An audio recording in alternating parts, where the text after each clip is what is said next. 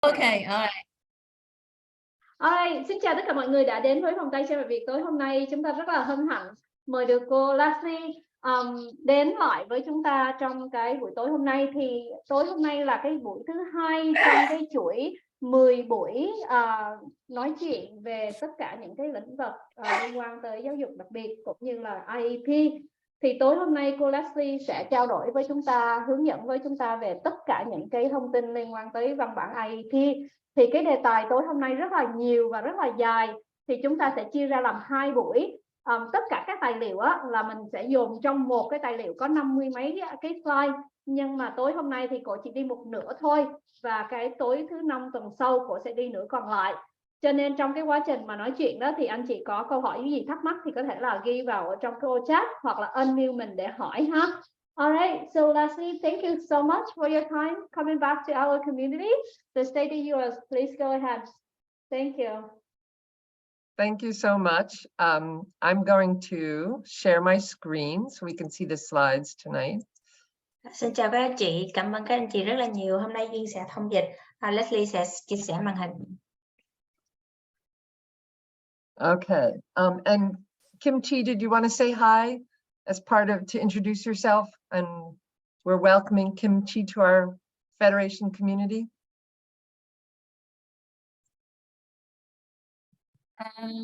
Hi, Chi xin chào mấy anh chị. Chi bây giờ đã làm cho Federation. Nếu mà anh chị có cần giúp đỡ gì thì liên lạc với Chi. Ok, Chi sẽ đánh cái email của mình trên câu chat ha. So we are very lucky at the Federation to have so much support for the Vietnamese community, and it's nice to see you again. I have participated in several of the celebrations, the TET celebrations. Best time. Trên cái liên đoàn Federation đã có sự hỗ trợ rất là nhiều từ cộng đồng người Việt. Bản thân tôi đã tham gia rất là nhiều cái dịp Tết mà cộng đồng Việt Nam của mình đã có, và chúng tôi rất là vui hôm nay trong quay trở lại giới thiệu. And so I'm not sure if An introduced me or what she said, so I'll just a couple things about who I am. I'm a parent of 2 sons who went through school on IEPs. And so I came to this work as a parent. I'm also an attorney, so I know about the law, but really the strategies and the tips that I learned at the Federation were so much more valuable to me when I sat in on those IEP meetings. Không biết Quân có giới thiệu về tôi hay chưa? Bản thân tôi là người mẹ của 2 đứa trẻ có đến trường và có kế hoạch IEP ở tại trường. Tôi làm việc ở Federation giống như là một phụ huynh. Ngoài ra tôi còn là luật sư. Tuy nhiên cái kiến thức cũng như là tất cả những cái phương thức mà liên quan tới luật giáo dục đặc biệt, tất cả những cái điều mà tôi đã thực hành làm việc và học hỏi từ Federation đã giúp đỡ rất là nhiều. So tonight, our workshop is really to help you understand the IEP, which is the Individualized Education Program. It's the document that will outline all of the supports and services that your child will receive once they've been deemed eligible for special education. Hôm nay buổi trình bày sẽ chủ yếu tìm hiểu về quyền cơ bản, tìm hiểu về cái văn bản của IEP, tức là kế hoạch học tập cá nhân của mỗi em khi mà con em của mình đã được đánh giá, và bản IEP này sẽ nêu ra tất cả những sự hỗ trợ cũng như là dịch vụ trong trường học. Okay, so let's see. So I'm going to skip the next 2 slides because you have been introduced to the Federation, and go right to our goals for tonight. So you'll see that they're both in English and in Vietnamese, so it'll help you a little bit to follow. I'm going to talk, oh sorry, go ahead. Mình đi thẳng vô cái vấn đề hội thảo hôm nay, có tiếng Anh và lẫn tiếng Việt, chị sẽ dễ theo dõi. So I'll talk a little bit about what is this IEP and why it's important, how the school will develop this document with the team, and you are a parent, so you are part of that team. We'll go through some of the sections, and this presentation is split into 2 parts. I'm going to do the first part tonight, and then in a couple of weeks, we'll finish. So that tonight we will go through like the first half of the IEP. Mình sẽ nói IEP là gì, tại sao IEP lại quan trọng, IEP được thiết kế như thế nào, và là phụ huynh mình là một cái phần để thiết kế cái bản IEP cho con mình. Thông tin gì trên mỗi phần của IEP và tại sao. Hôm nay cái phần này rất là dài cho nên tôi sẽ trình bày một phần thôi, và thứ năm tuần sau sẽ tiếp tục hết phần còn lại của IEP. And I also am aware that some of you may not live in Massachusetts. So I want you to know that in the United States, there's a federal law, IDEA, or the Individuals with Disability Education Act, that controls a lot of special education. And then every state can have their own rules and regulations around this that maybe a little bit, they always have to meet the federal standards minimum, but they can have more standards on a state level. Tôi có được biết là có những phụ huynh có thể không có sống ở tiểu bang Massachusetts, và tất cả cái luật giáo dục đặc biệt ở Massachusetts sẽ được tuân thủ dưới cái luật giáo dục đặc biệt IDEA. Tuy nhiên, nó có thể mỗi tiểu bang khác nhau sẽ không có áp dụng và giống y chang được. Thì ở những cái tiểu bang khác thì người ta sẽ tuân thủ theo những cái luật giáo dục đặc biệt của liên bang một cách tối thiểu nhất. Còn ở Massachusetts thì có những cái luật khác, thì hôm nay mình sẽ trình bày cụ thể chỉ ở Massachusetts. So I'll be talking about the Massachusetts form, and it's probably similar to other states. But I also want you to know that in Massachusetts, we're looking to adopt a new form, and it's not final yet. So it's still going through lots of changes. They're hoping to make the form a little bit easier. And I'll talk a little bit about that later on. Sẽ có những tôi sẽ trình bày văn bản IEP đang được áp dụng ở Massachusetts. Những tiểu bang khác thì có thể tương tự như vậy. Tại Massachusetts chúng tôi đang soạn thảo và có thể sẽ áp dụng cái mẫu IEP mới, và có thể đang soạn thảo và chưa có chính thức. So this is the slide in English. I'm going to go to the one in Vietnamese, so it's easier for you to talk about.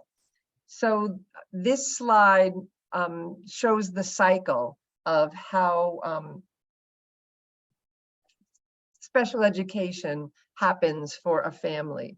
And most of you here are probably already have a student on their IEP. So you have been referred to the school district around concerns about your child. You've signed a consent. Your child has been evaluated. And then you've gone through an eligibility meeting, and they've made a determination that, yes, the child needs an IEP. Đa số phụ huynh ở đây có thể có con đã có kế hoạch học tập cá nhân IEP, thì cái vòng tròn này phản ánh cái quá trình đánh giá từ đầu cho đến lúc mà IEP được áp dụng trong trường học của các con. Thường khởi đầu bằng chuyện là gia đình sẽ được giới thiệu đến trường khi có những cái lo lắng về mặt học thuật hoặc bất cứ những cái lo lắng nào liên quan tới con của mình. Sau đó trường sẽ sau cái lá thư đề nghị đánh giá, trường sẽ gửi về cái mẫu đơn chấp thuận, phụ huynh ký tên và gửi lại. Nhà trường sẽ đánh giá khả năng của các con mình. Sau khi mà đánh giá sẽ có cái cuộc họp để coi con mình có đủ cái điều kiện để có giáo dục đặc biệt IEP hay không. So once the team determines that they need to create an IEP, you will, as a parent, you are a member of that IEP team. You will help draft that IEP form. You will determine where the student will be placed, and whether they're going to stay in the local school system or whether they need to be placed outside of the school in a special school. So that placement decision is made.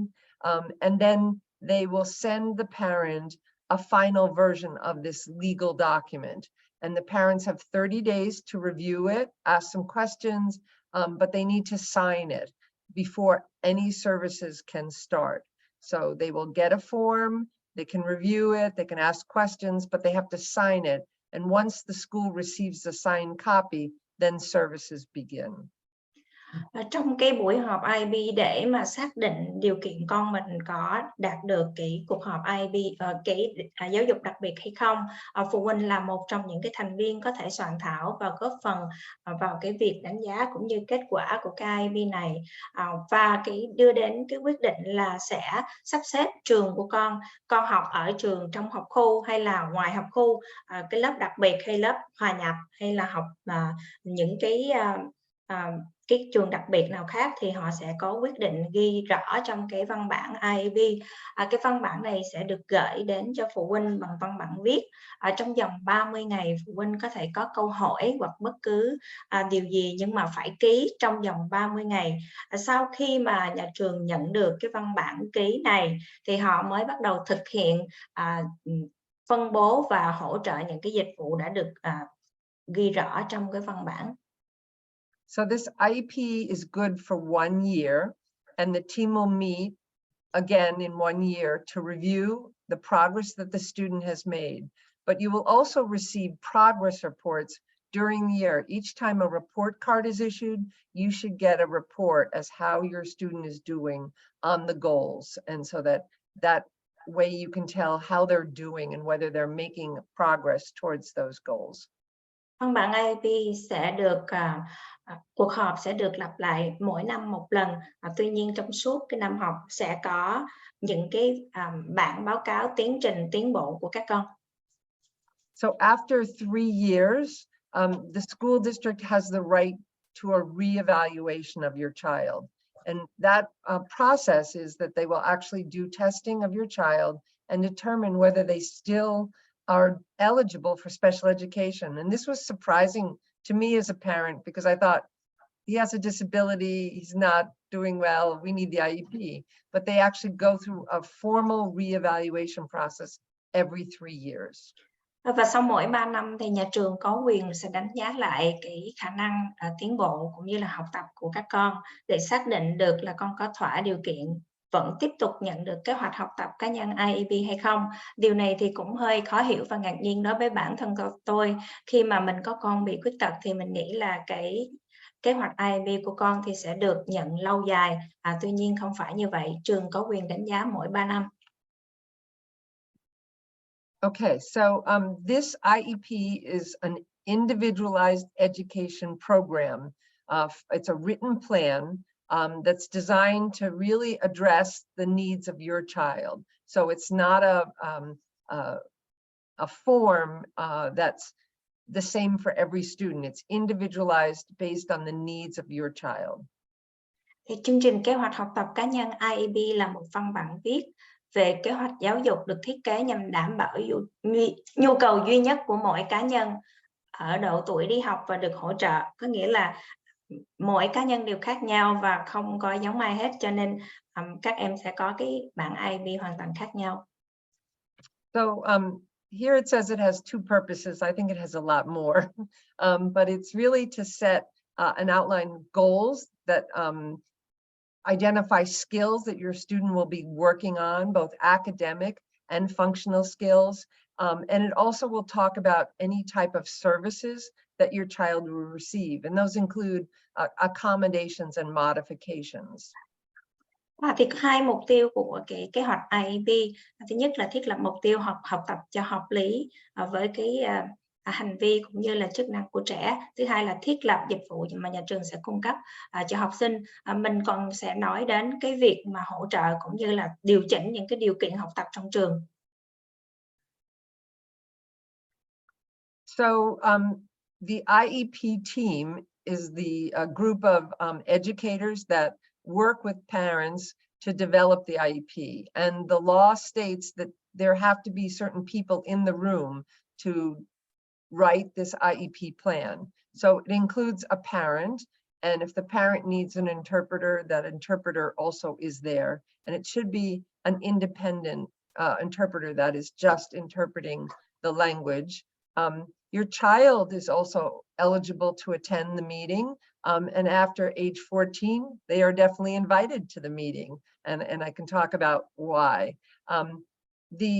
There's a requirement for not only having a special education teacher, but a general education teacher, because a lot of times our students are receiving a lot of their education in a general education classroom and only being pulled out part-time. There's also somebody who needs to interpret all of the tests, and I'm going too long. Go ahead. Sorry. Yeah. Đội ngũ thiết kế kế hoạch học tập cá nhân IEP này bao gồm tất cả các thầy cô giáo mà liên quan đánh giá và có dạy các con, phụ huynh, và trong đó có phụ huynh. Nếu cần cái người thông dịch thì cái người thông dịch này phải hoàn toàn độc lập, không có làm việc cho trường hay phụ huynh nào hết. Các con, tức là trẻ, cũng được mời vào cái buổi họp IEP khi con 14 tuổi. Tôi sẽ nói rõ hơn tại sao. Ngoài ra, những cái giáo viên mà dạy lớp thông thường cũng được mời vào cái cuộc họp IEP, bởi vì đa số các em không phải là chỉ có nhận được dịch vụ giáo dục đặc biệt không, mà các con có nhiều cái môn cũng học các giáo viên thường. Keep going on, please. Okay. Especially for the first IEP or after a reevaluation, you need somebody there to interpret and talk about the results of all those tests, the evaluation assessments, so that you can understand why the student is challenged in certain areas, so that somebody who can talk about the evaluations. And there's also somebody there to commit the resources of the district, to say, yes, we can do that program for the student, or we could commit to these types of things. So they have the knowledge of what services are available in the school. Những cái thành viên khác có thể trong cuộc họp IEP nữa, đó là những cái chuyên gia mà họ đánh giá, họ có thể hiểu và đọc và giải thích cái kết quả đánh giá, đặc biệt ở những cái lần đánh giá đầu tiên hoặc là những cái lần đánh giá mỗi 3 năm đầu tiên đó, thì lúc đó thì mới giúp cho phụ huynh có thể hiểu được cái khả năng cũng như là những cái dịch vụ nào cần thiết cho các con mình. Và những cái người khác nữa là làm trong một khu, là những cái người có thể biết được những cái nguồn tài nguyên và cái dịch vụ giáo dục để có thể cam kết thực hiện và hỗ trợ cho các em. So as a parent, it's sometimes scary to walk into this room and there's 10 people on the other side of the table who are experts in your child. And I want you to know that you are the expert in your child. And you should go into that meeting knowing that you have a lot of things to offer to the team in terms of information about your child. And we also recommend that you don't go alone, that you bring a friend to take notes, to help you. So that way it's not as intimidating in the room. Thì có rất là nhiều phụ huynh có thể là hơi e ngại khi mình vô cái phòng họp có rất là nhiều nhân vật khác nhau, tưởng là nhiều chuyên gia nữa. Tuy nhiên phụ huynh là chuyên gia của con mình, cho nên anh chị thực sự là cũng đừng có ngại quá, bởi vì mình sẽ có nhiều cái đóng góp và mình đưa ra những cái ý kiến và những cái điều mà liên quan trực tiếp đến các con của mình. Tôi thường là hay khuyên các phụ huynh đừng có nên đi họp một mình, mà mang bạn bè hoặc là những cái người thân đi theo, có thể hỗ trợ về tinh thần và có thể ghi note lại, tức là ghi chú cái cuộc họp trở lại, giúp cho mình. So the IEP team should really talk about all of the evaluations, any observations that the teachers or experts have made. Often the teachers will bring a report or a summary of how they see the child in the classroom. And so they will meet, they'll talk about it. And just so you know that all of those team members that are on that invitation form have to be at the meeting unless you consent or agree that they can leave at a certain time or don't have to be there. Các nhân vật mà tham dự cuộc họp có thể đọc những cái bảng đánh giá, những cái điều mà người ta quan sát trong lớp học, những cái bảng báo cáo, những cái tóm tắt, và họ đã thấy con mình học hành như thế nào trong lớp học. Tất cả các thành viên được ghi và được mời trong cuộc họp phải có mặt, trừ khi họ vắng mặt, trừ khi mà anh chị ký giấy đồng ý là cho phép nhân vật hoặc giáo viên đó vắng mặt. So this meeting should also be scheduled at a time that you as a parent can attend, and you should have the option to attend either in person or virtually on like Zoom. And that might be easier for you so you don't have to miss so much work. And I think schools are being a little bit more flexible around that. Cuộc họp phải được làm hẹn tại cái giờ mà anh chị có thể tham dự được, có thể trực tiếp hoặc là trực tuyến. Trường cũng có thể rất là linh động và cung cấp cuộc họp trực tuyến bởi vì phụ huynh có thể tiết kiệm được thời gian đi lại. So all of the decisions that are made are based on somebody who has done an evaluation on your child. And you should be able to get a copy of that evaluation report 2 days prior to the meeting so that you can read it. And if you need it translated, talk to them about how that's going to be done, because we know that Google Translate does not work in Vietnamese.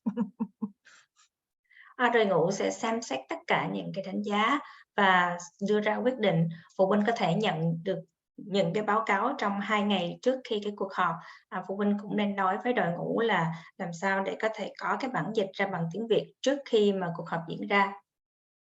So when you sign the consent form, there's now a box there that says, I want the evaluation early. So check that box, but also ask the school and make sure they get it to you. And even if you have to pick it up 2 days in advance.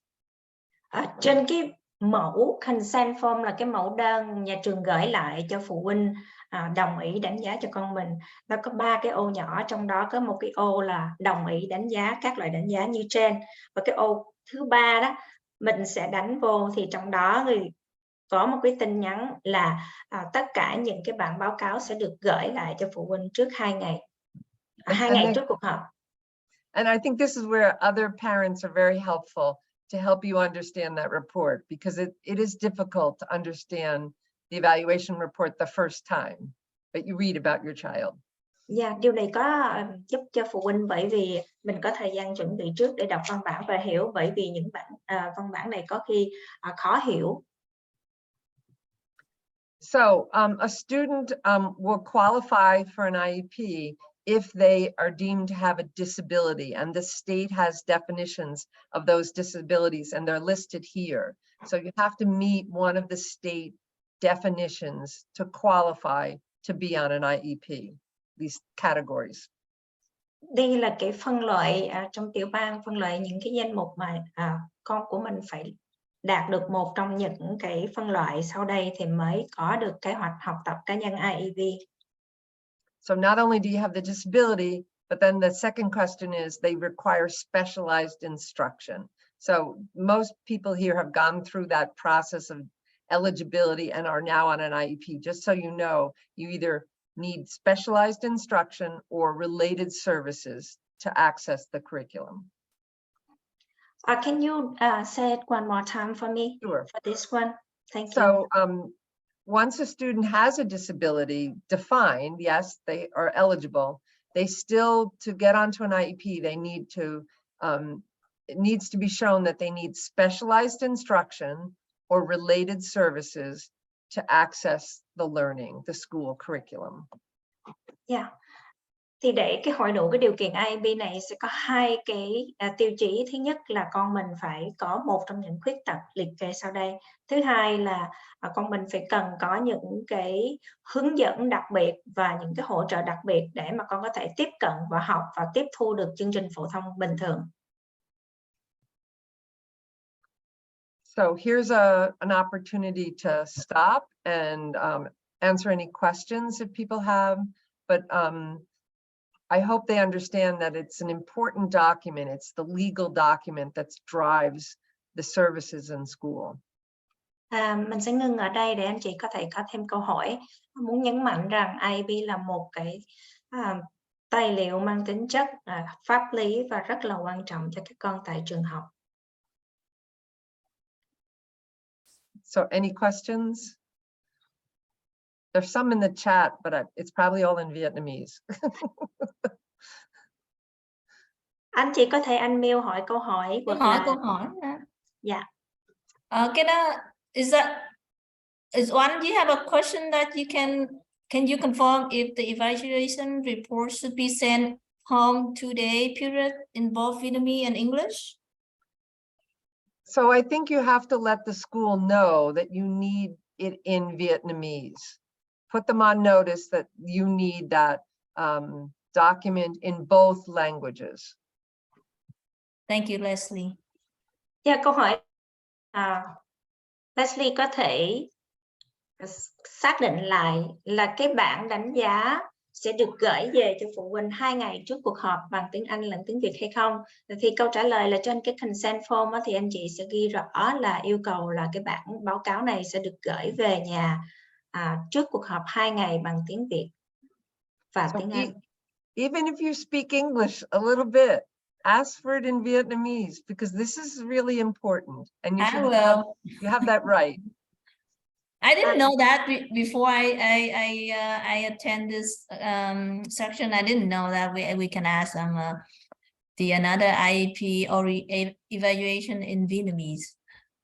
Thank you, Leslie. You're welcome. Chị Trang, Leslie, the parent had a question. Chị Trang cứ đặt câu hỏi đi chị Trang.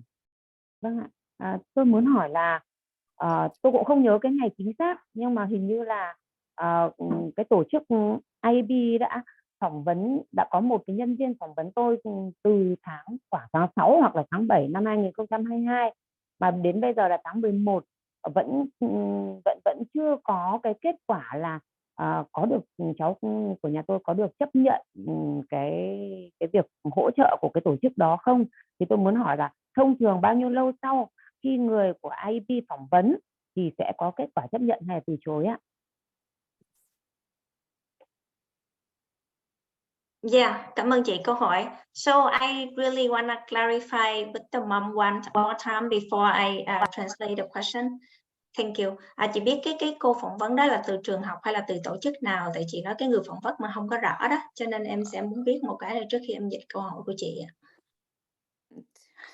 Không biết là bây giờ mở bằng cái đây. Alo. Vừa rồi chị nói em có nghe được tiếng không? Em có nghe được câu hỏi của chị không? Dạ em nghe hết nhưng mà tại vì vừa rồi chị cắm tai nghe chị rút ra. Dạ. Em đặt câu hỏi lại với chị vừa rồi chị.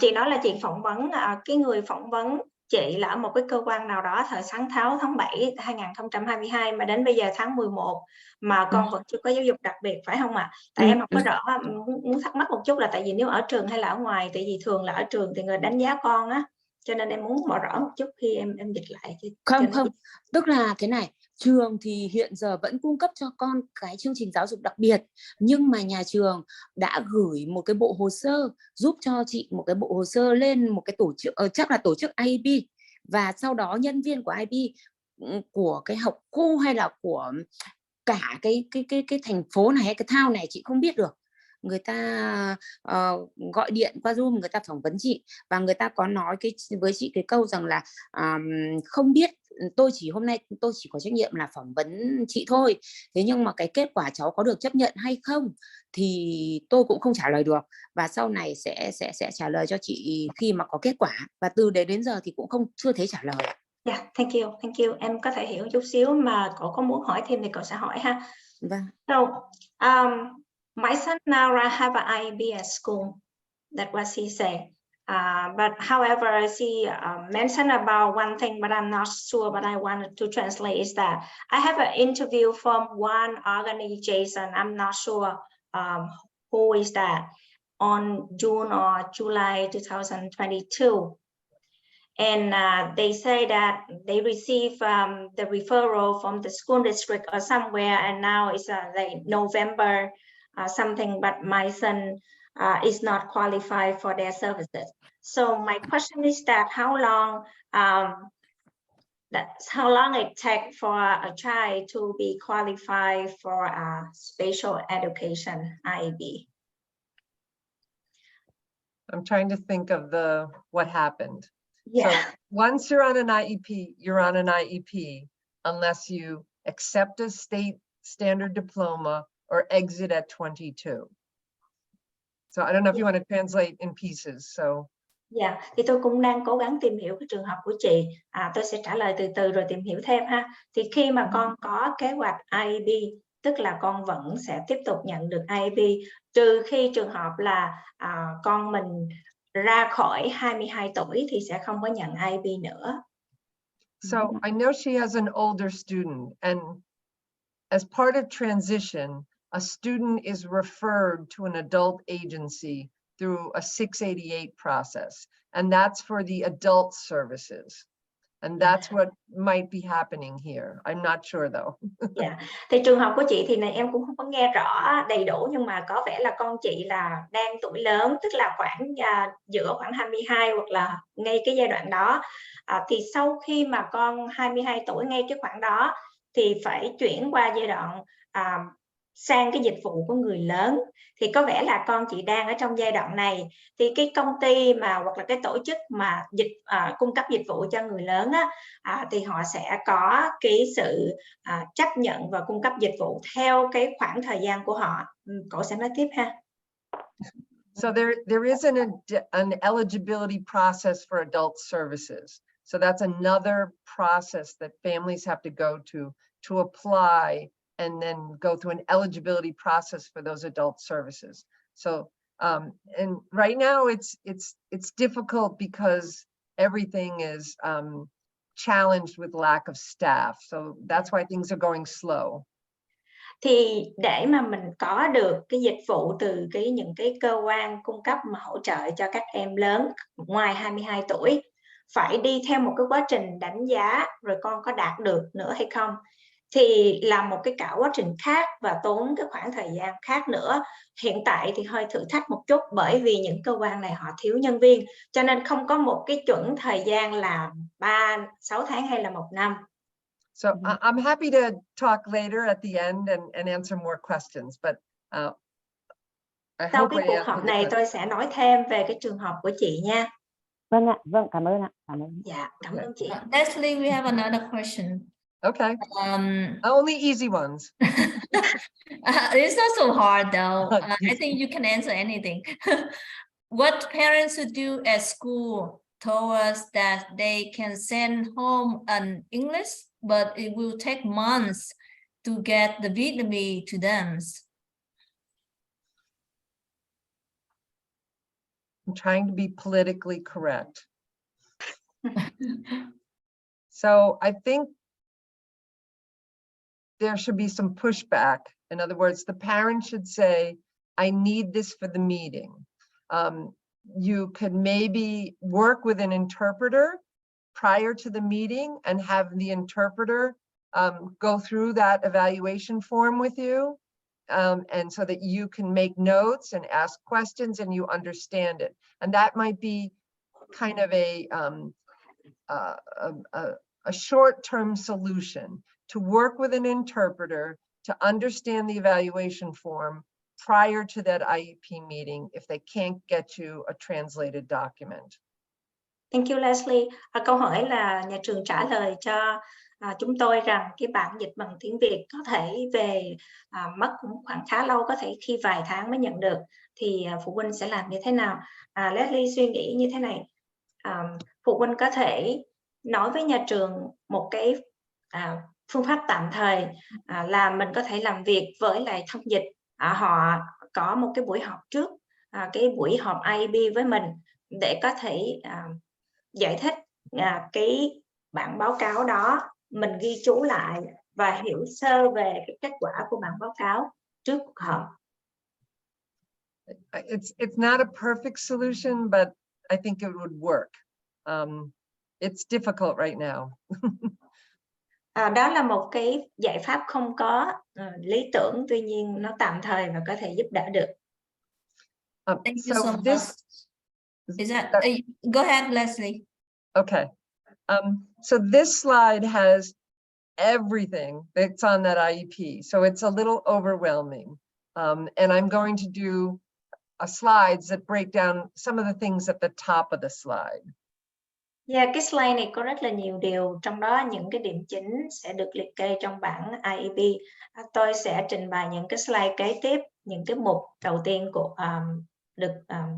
được kê trước. So the IEP starts with parents talking about what they're concerned about. And if the student can participate in the meeting, the student should also be talking about what they are concerned about. the parent concerns are very, very important. The first page, because they'll work through this document in order. Then they'll go to what is the evaluation, so the testing, tell us about the student's strengths. And the last thing they address is the vision. And we're going to go through all three of these. Yeah, cái trang đầu tiên là sẽ đề cập đến 3 cái điều cơ bản. Thứ nhất là quan tâm lo lắng của phụ huynh hoặc là của các em học sinh. Phần kế tiếp là ưu điểm của các em học sinh và tóm tắt cái kết quả đánh giá chính. Và thứ ba là viễn ảnh. So the parent concerns can deal with things beyond just the academics, the fact that your child isn't reading or can't do math problems. You can talk about how you're concerned about the child's communication skills, their social skills. How are they playing with other students, or you know, working with other students in a group in school? Are they having any behavioral issues so that they're being removed from the class? All of those are fine for you to bring up in a meeting. Cái phần lo lắng của phụ huynh không chỉ liên quan tới việc học, ví dụ như đọc hay là môn toán, mà nó còn nhiều cái lĩnh vực khác.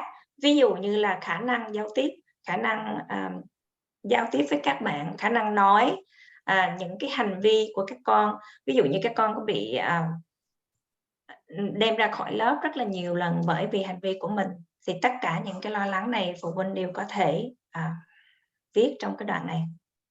So if it's easier for you, you can write out this concern statement and either bring it with you to the meeting or share it with the district, especially if you're writing it in Vietnamese, so that they can have time to translate it and understand it.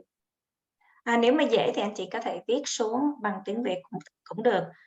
Thì sau đó mình có thể chia sẻ với đội ngũ giáo viên trước cuộc họp để họ có thể dịch ra bằng tiếng Anh.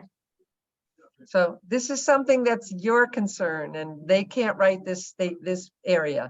It's your language. It's your concerns. Đây là lo lắng của phụ huynh, cho nên sẽ dùng những cái ngôn ngữ và cách diễn đạt của phụ huynh viết cái đoạn này. The other thing I think is important is that we approach our plan for the student from what is the student good at? How do we build on the student's strengths? What do they do well, not only in school, but you can bring information about what they're doing well at home, with the family and in the home, and what do they like to do. The more we know about the student that we can use to help the student overcome some challenges, the better. Ngoài ra cần đề cập đến thế mạnh của các con, và không chỉ là những cái điều con làm tốt ở trường, mà còn ở nhà với các thành viên trong gia đình như thế nào, những cái điều gì mà con thích làm. Tất cả những cái chi tiết này mình liệt kê ra càng nhiều thì giúp cho cái đội ngũ sẽ có thể hiểu và hỗ trợ con tốt hơn. So the school also look at how the student is testing. Are they doing well in school? What are the results of some of these tests? And they'll also look at the goal that is written on an IEP and how the student made progress towards that goal. And these are things you should review on an annual basis, because we try to build the students' skills one step at a time. If they learn that skill, then they can build on it and learn the next skill and just keep building skills. Ngoài ra nhà trường sẽ đề cập đến những cái kết quả đánh giá, những cái điểm ở trong trường học, rồi mục tiêu đã được đề ra, rồi các con có đạt được những cái mục tiêu đó trong năm qua hay không, cũng như là cái tiến bộ như thế nào. So the vision statement is where you see your child in the future. And so they talk about 1 to 5 years. And it's hard as a parent to see your child 5 years from now. It's like sometimes you can just handle 1 year, and that's okay. But you really want to say, you know, a little bit more long term, because we want to be having high expectations for our young person. Thì đến cái đoạn viễn ảnh thì thường người ta sẽ hỏi là bạn mong ước gì cho con mình trong vòng 1 đến 5 năm. Là phụ huynh cũng hơi khó, khi mình nghĩ 5 năm hơi xa quá, mình có thể có những cái mục tiêu hoặc là viễn ảnh trong 1 năm mà thôi. Tuy nhiên phụ huynh sẽ cố gắng dành cái thời gian suy nghĩ cái viễn ảnh cho nó hơi lâu và dài một chút. Và lúc đó cái viễn ảnh đó mang cái tính chất là đặt cái mục tiêu cao và kỳ vọng cao cho con mình. So our current IEP form says at age 14, when the student is invited to the meeting, it really should be about their vision, what they want to do. And this is hard for parents because it may not be exactly what you think your child should be doing. Khi con 14 tuổi sẽ được mời đến dự cái cuộc họp IEP. Lúc này thì cái viễn ảnh của con sẽ được đề cập đến. Hơi khó cho phụ huynh bởi vì viễn ảnh của con có thể khác so với viễn ảnh của phụ huynh hy vọng con mình lớn lên sẽ làm gì. So the interesting thing about the new IEP form is they ask for the child's or the student's vision beginning at age 3. And most students at age 3, especially students with disability, cannot talk about the vision for themselves. But in the early testing, the educators are saying they're having a lot of fun with this section to celebrate what the student wants to do and using that as a guide to help them plan a program for their students.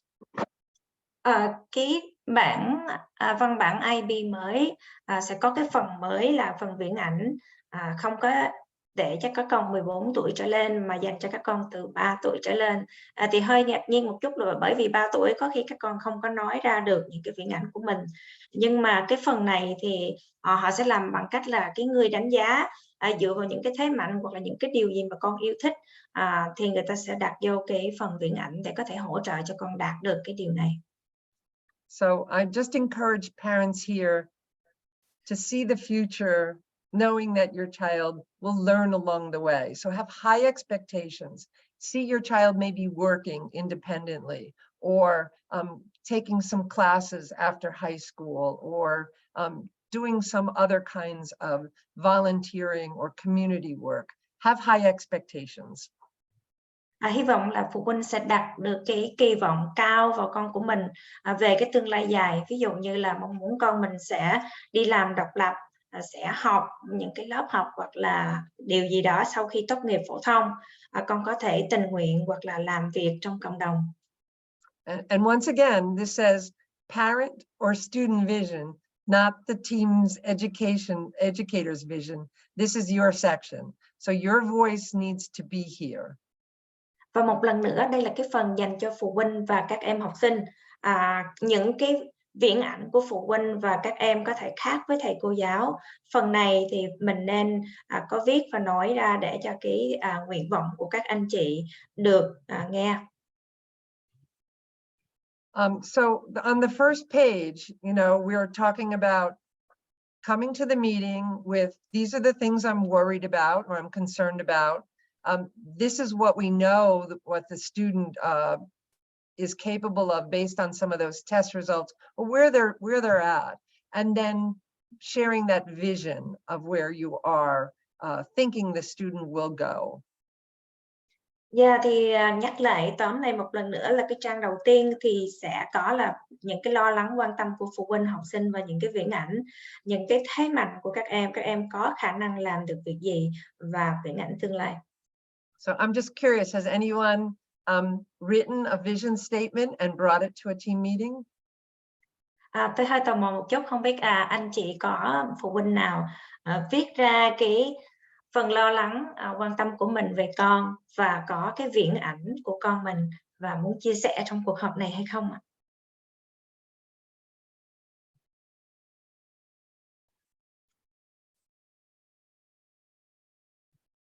Kimchi, you raised your hand. Yes, I am. You remind me to my older son, 14 years old now, and I talked to you this morning. And after we met with his teacher at school last night, we kind of worried. And I know he's still young, at a teenager, but we don't know like what we expect him to do next 4 years or 5 years? Is that so far away for us to think? Dạ, em có thể dịch chút xíu được không ạ? Dạ, thì bản thân của khi nói và Leslie nói thì gợi cho tôi về câu chuyện con trai 14 tuổi của mình, thì con thực sự cũng là teen rồi, còn khá trẻ. Tuy nhiên tôi cảm thấy hơi lo bởi vì cái viễn ảnh cho con mình trong vòng 4 hoặc 5 năm nữa thấy có vẻ xa vời, và thực sự chúng tôi cũng không có chắc là sẽ nghĩ là cái viễn ảnh của con là gì. So I think it's hard for parents to keep the line of communication open with your young people, because they will make some bad decisions along the way. And maybe not do the schoolwork, or, you know, cut class. It's hard. And I think just keep having a conversation with your young person, and also helping them understand that they may need to work hard to have a better future. Dạ, thì đôi khi cũng hơi khó khăn cho phụ huynh. Thì cái lời khuyên của tôi là phụ huynh nên tiếp tục họ trò chuyện với con mình về chuyện trường học, việc làm, những cái điều mà con yêu thích, và cố gắng là giúp cho con hiểu được là con phải cố gắng học, và phải học cần cù chăm chỉ, thì sau này sẽ đỡ hơn cho cái tương lai của mình. It's not easy, and we're going to have lots of conversations, Kimchi. Yes, I try my best to explain to him. So the next section in the IEP is going to help the teachers that are working with your student to understand how the disability affects them in this section, in the educational area, in all of the classes that they're taking. So my older son had dyslexia, he had trouble reading, and so therefore it affected all of these sections, not only his English class and the classes that he had to read, like history and social studies, but math had word problems and directions, and he couldn't access that. So you have to identify all the areas. Dạ, cái phần này là cái trình độ học vấn hiện tại. Ví dụ như bản thân con tôi là có cái khiếm khuyết về đọc đó, thì cái việc khả năng đọc của con không có tốt sẽ không chỉ là ảnh hưởng cái môn tiếng Anh không, mà ảnh hưởng tất cả những cái bộ môn khác. Ví dụ như môn toán thì cũng có toán đố, cũng dùng tất cả những từ ngữ. Cho nên anh chị thấy những cái ô trống ở chỗ này, thì nếu mà có ảnh hưởng bất cứ cái lĩnh vực nào thì cần phải được đánh dấu. So this section also deals with two different really fun words, accommodations and modifications. And so accommodations are the things that are going to help the student access the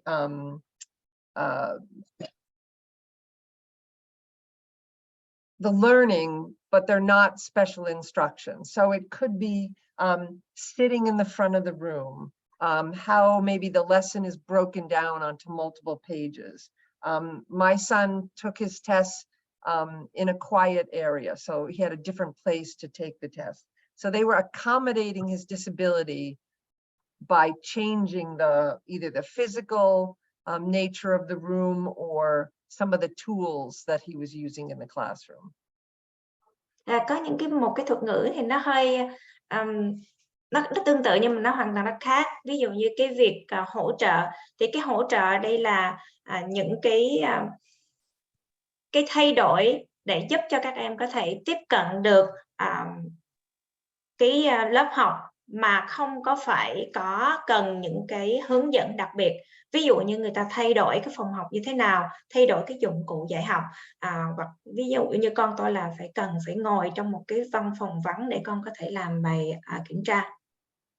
So these accommodations might happen in other classes too, the general education classes, maybe the gym class or the art class. It's not special education, it's just accommodating the disability in different environments.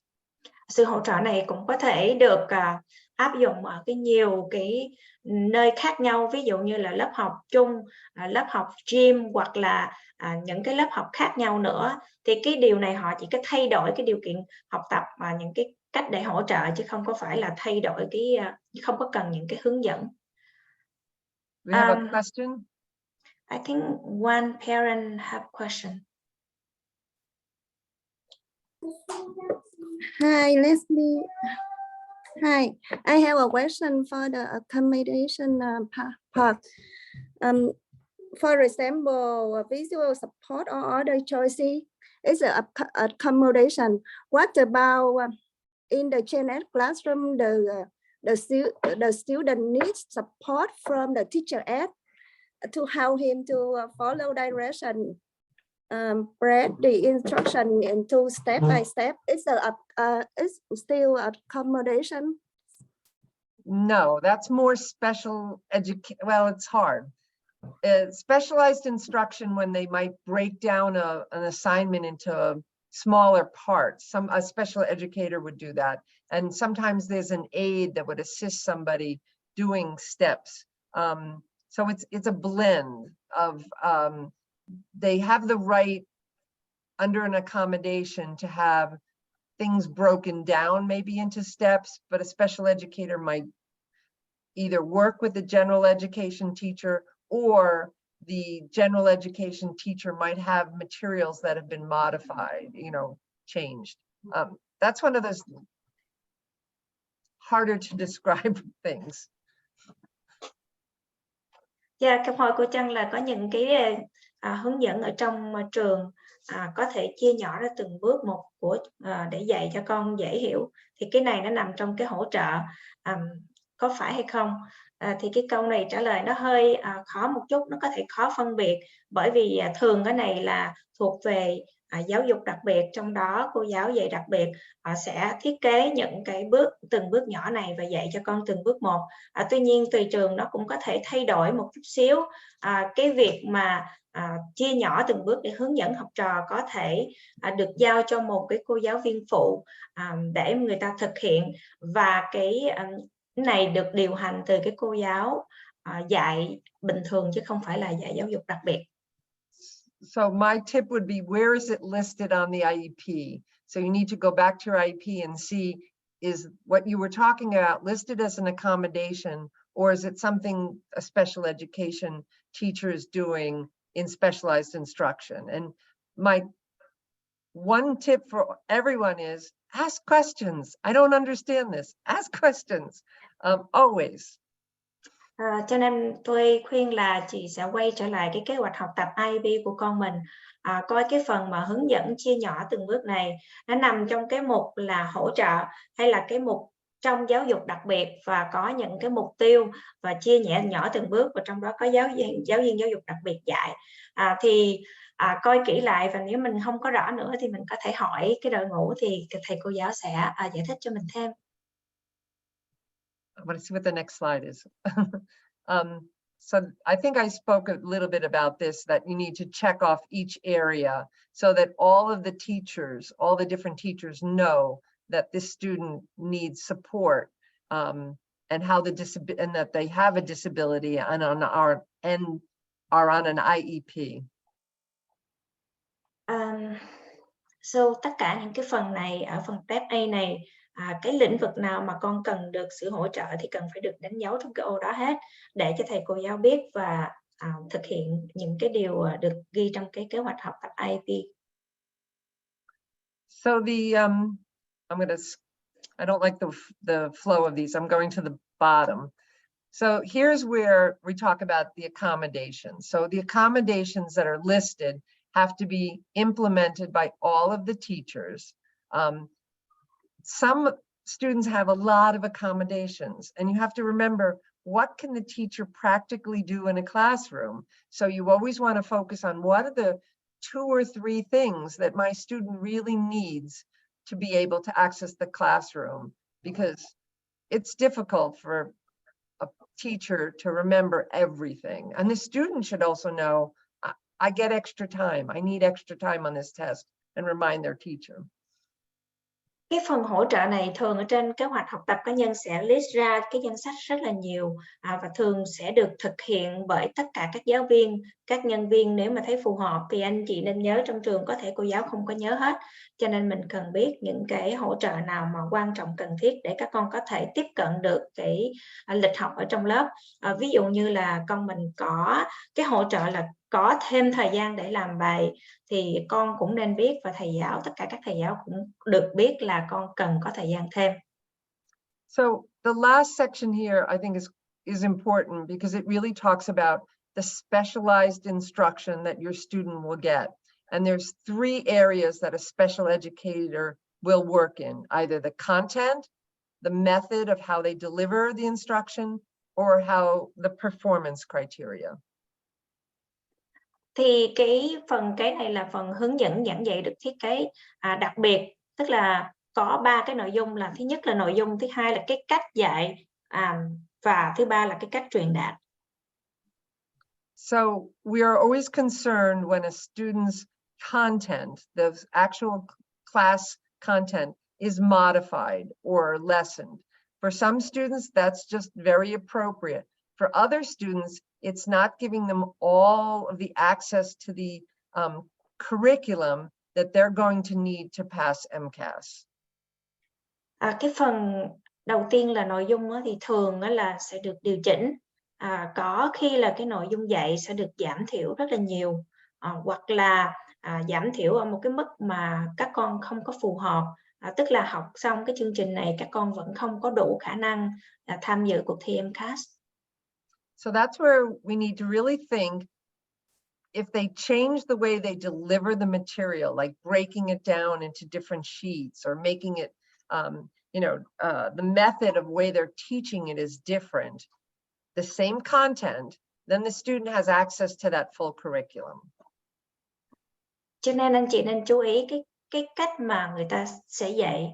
Ví dụ như cùng một cái nội dung bài học nhưng mà sẽ được chia nhỏ ra thành nhiều cái phần khác nhau để dạy. Tuy nhiên mà nguyên cái nội dung cơ bản các con vẫn được học giống như các bạn khác. And the last area here is the performance criteria.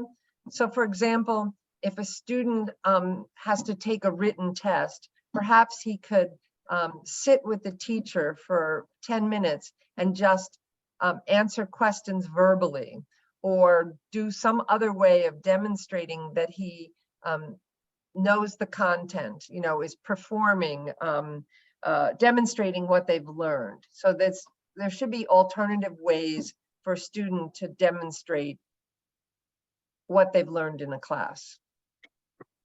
Và cái phần cuối cùng là cái cách diễn giải, cũng như là cách các em mà biểu hiện được những cái gì mình đã học. Ví dụ như các em không có đọc được, tuy nhiên các em có thể ngồi với giáo viên trong vòng 10 phút để mà có thể trả lời được các câu hỏi của các giáo viên. Thì cái việc đó nó cũng được giống như là cách mà con đã đạt được cái môn học này. Thì tùy theo các em khác nhau mà sẽ có cái cách diễn đạt này khác nhau. So this is where the student's strengths come to play, because if the student is strong in one area, we can work with them to help them either show what they've learned or break down an assignment so it works based on their strengths. Thì phần này sẽ dựa vào cái khả năng thế mạnh của mỗi các em khác nhau, thì các em sẽ được thể hiện là mình học được những cái gì, và tùy theo cái khả năng mà có những cái chuẩn mà kiểm tra và biểu đạt khác nhau. So I'm going to go back now to confuse everyone. The second half of this IEP form, we dealt with all of the academics. This is a page that talks about other educational needs. Đây là một cái phần nói về những cái cần thiết cho việc học khác. And so look at what's here on this form. We don't have this translated, but it might speak to the fact that the student needs an adapted physical education because they're in a wheelchair. They have social emotional needs, which are not educational, academic needs, but we can check off that box and address it with a goal here. The student, maybe with autism, has a communication problem and they're using a device. So that can be checked here. These are all the other things that we need to deal with in a school environment that'll help the student make progress.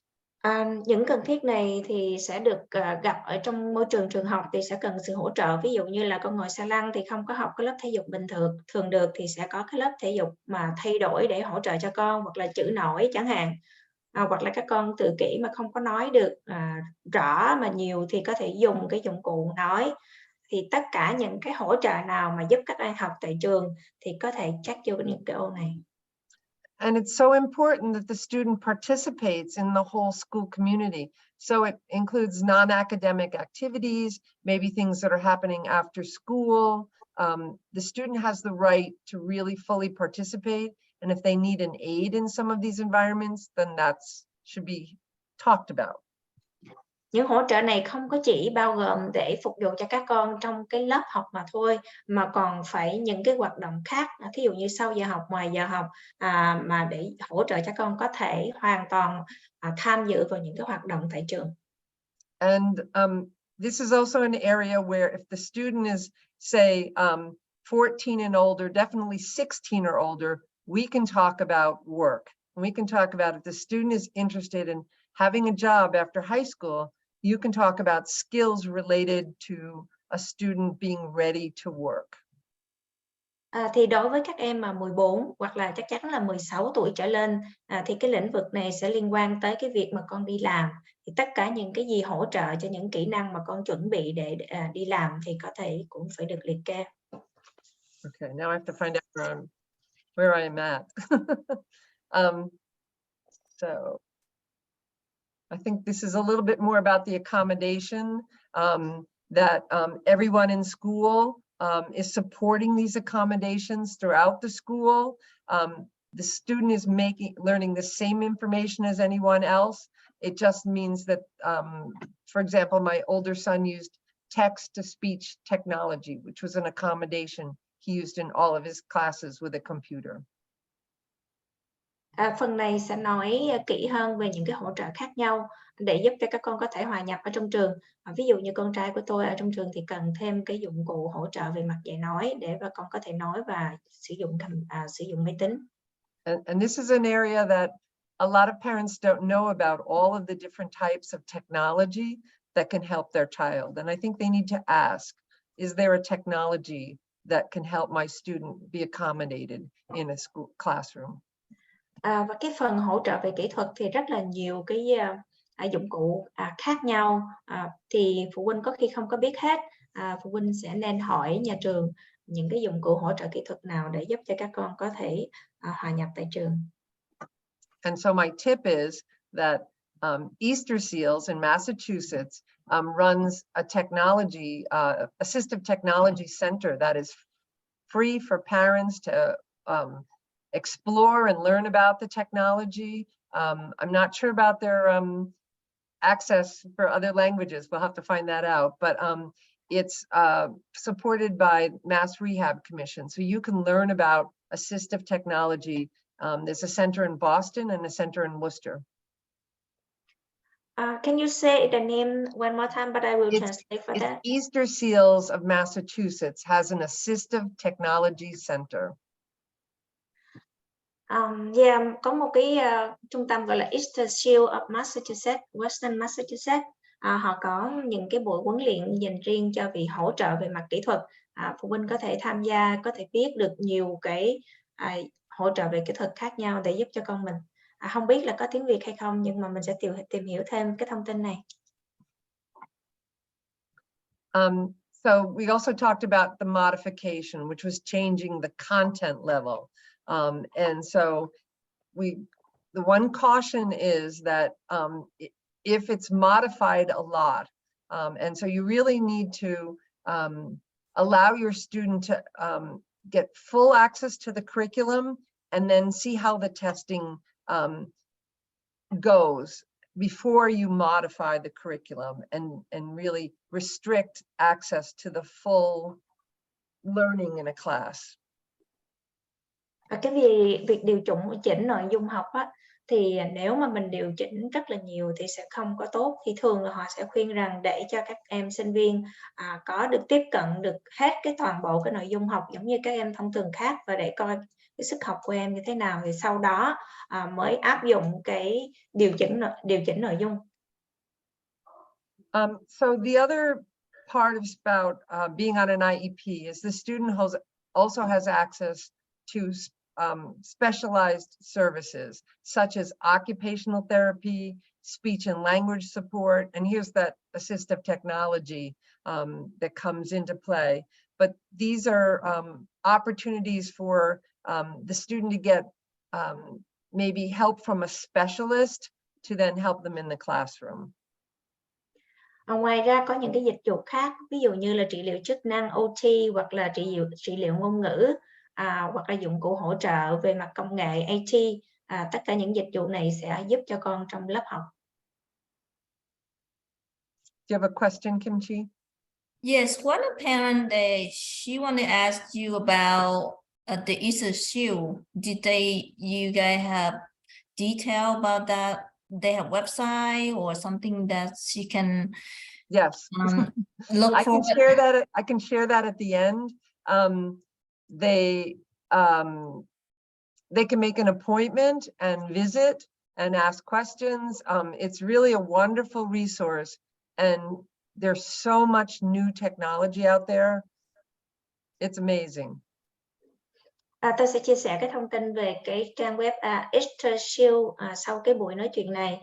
Phụ huynh có thể gọi đến làm hẹn, mình thăm cái trung tâm này và hỏi những cái câu hỏi. Có rất là nhiều cái hỗ trợ kỹ thuật khác nhau mà mình nhiều khi chưa có biết hết. I need to do that too. I need to make appointment for myself. I know. for my son. Thank you, Leslie. You're welcome. I'll share it at the end. I can't do too many screens tonight. So we learned about accommodations and modifications. Does anyone have any questions about those two elements? Because they're sometimes just as important as the goals, is having the student have some type of a tool or quiet space to just do the test, and that's all they need. You know, that's what's going to make them successful in school. Anh chị có hỏi về cái phần điều chỉnh cũng như là hỗ trợ hay không mà có khi con mình chỉ cần những cái hỗ trợ, ví dụ như là những cái dụng cụ học tập đặc biệt hoặc là phòng học và yên lặng chẳng hạn, để con có thể học tốt hơn. Anh chị có phần này, có thể câu hỏi ạ. So on an IEP form, there's two different things that we've been talking about, the present levels of performance. So those are kind of general, like where's the student, what grade level are they on, what do they need to kind of access the curriculum, and those are those accommodations and modifications. But when we go to look at the goals that a student is going to be working on, we really want to be specific. We want to know what level are they testing at in reading.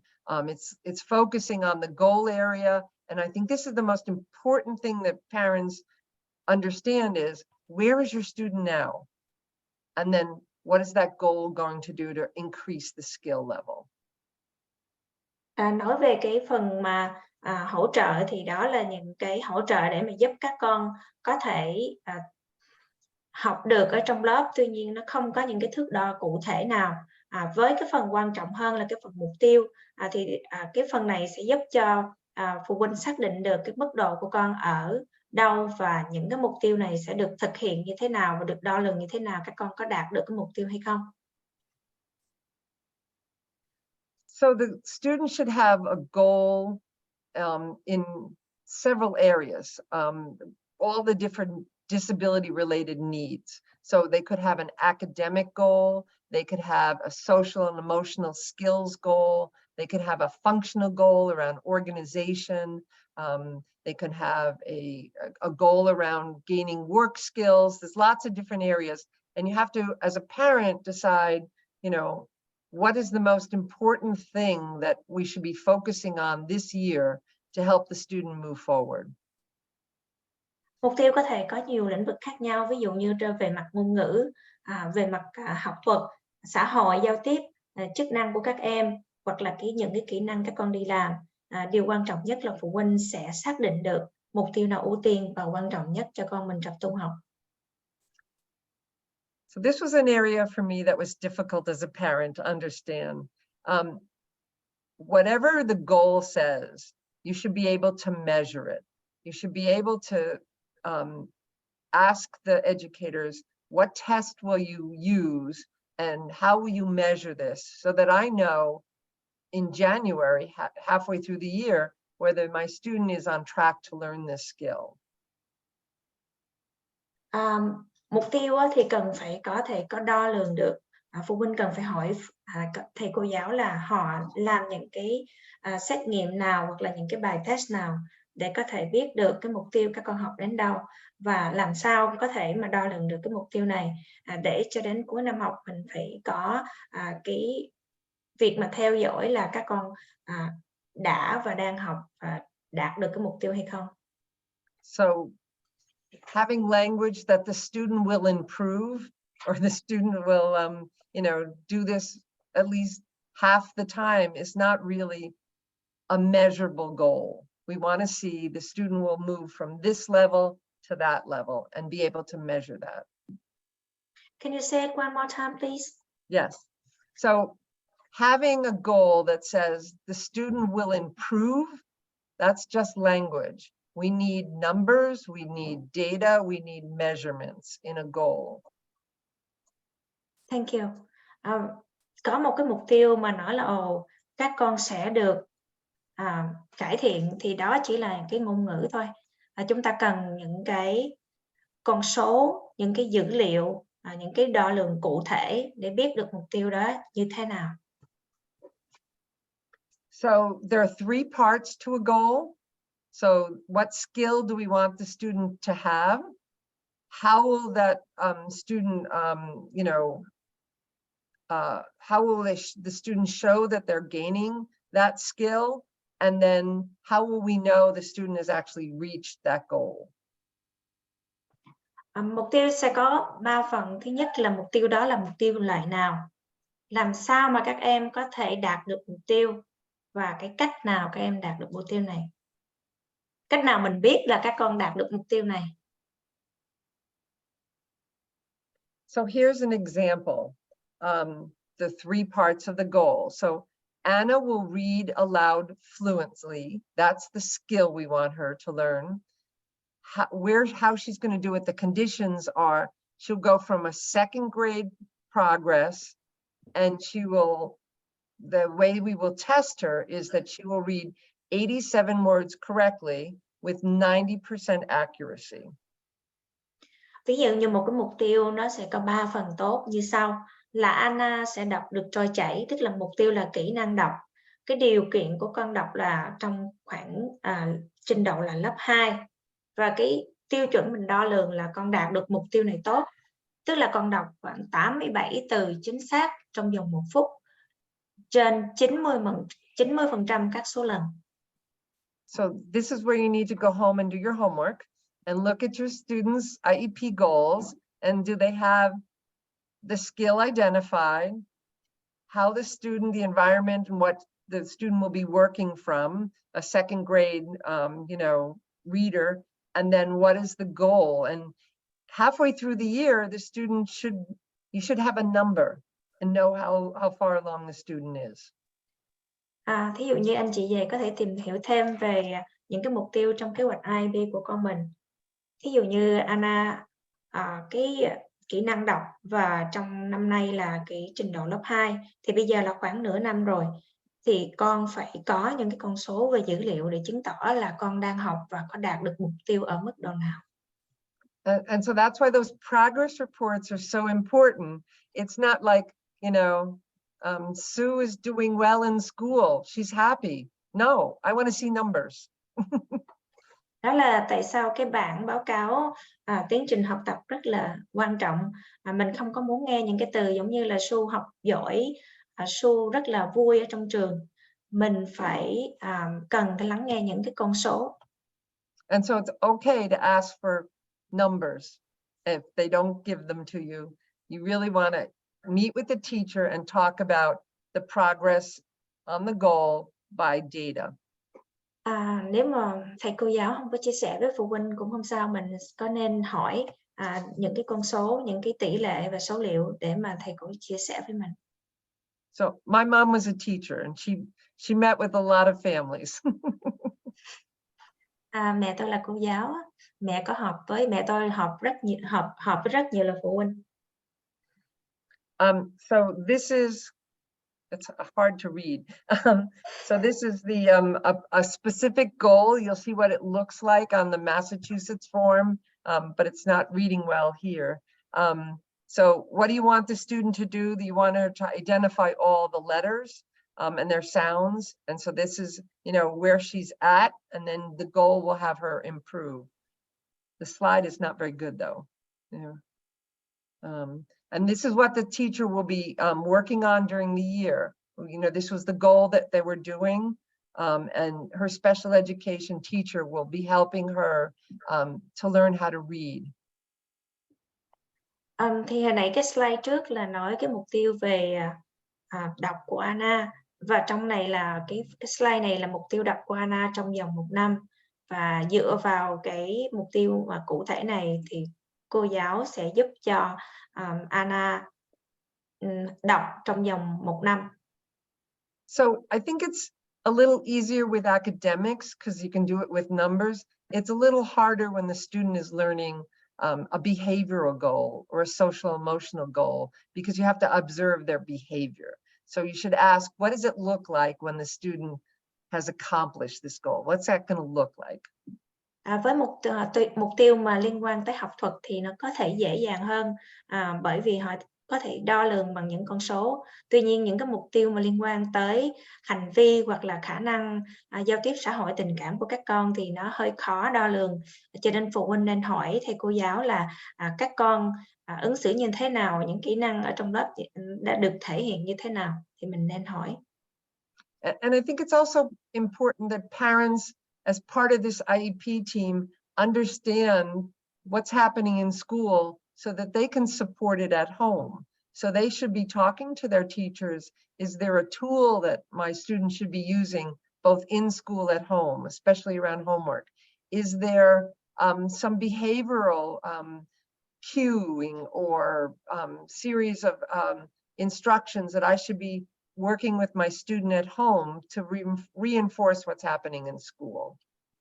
Phụ huynh cũng nên tìm hiểu những cái điều xảy ra trong trường, bởi vì có những cái phương cách hoặc là những cái cách hướng dẫn ở trong trường mình có thể áp dụng và dạy con tại nhà, đặc biệt là những cái bài tập về nhà.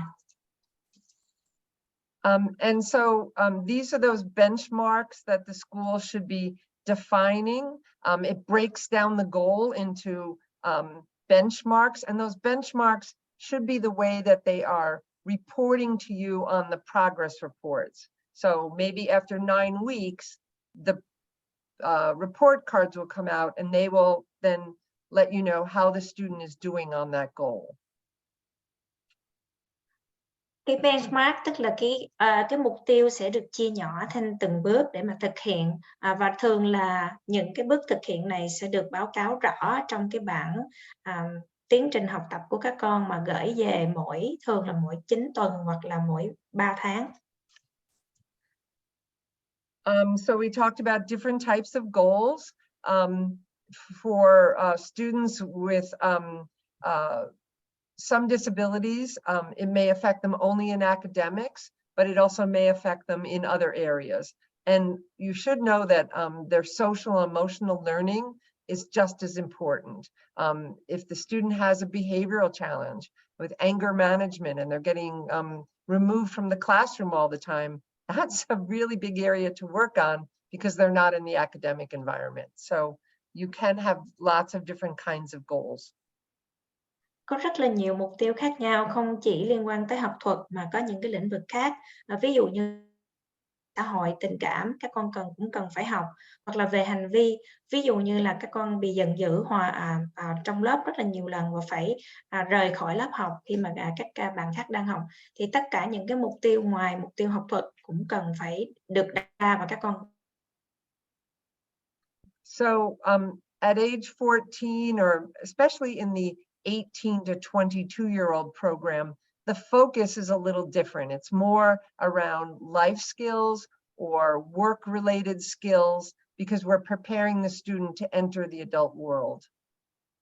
Khi con từ 14 cho đến 22 là giai đoạn chuyển tiếp, thì cái mục tiêu nó sẽ tập trung có thể hướng khác một chút, thường sẽ tập trung vào cái lĩnh vực những kỹ năng sống và những cái kỹ năng để giúp cho con có thể đi làm sau khi tốt nghiệp trung học. And I think this is where we are planning on stopping tonight around goals. It's a lot to take in tonight, and I'm happy to answer questions. And I can stop sharing so we can see better. Ở phần này thì có thể ngưng lại để còn nữa phần sau trình bày trong tuần sau. Anh chị có thể đặt câu hỏi và Leslie sẵn sàng chia sẻ. Duyên, chị Hạnh có câu hỏi Duyên, nhưng mà chị sẽ nói tiếng Việt Nam rồi Duyên dịch lại cho cô Leslie chùm ha. Dạ. Chị hỏi là nếu con được hỗ trợ AT, chị biết AT là cái gì?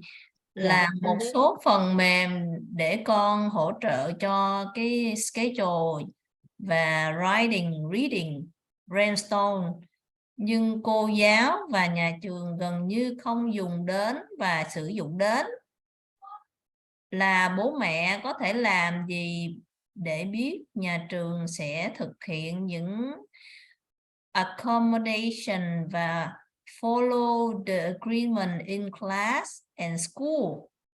Vì bố mẹ không thể nào vào trong trường mà trường để biết nhà trường làm đúng theo cái IEP và để measure được goal cho con. Yeah. The question is that my child have an AT assistant AT, and Yeah. we have a different app in that AT for reading and scheduling and some app in that that device.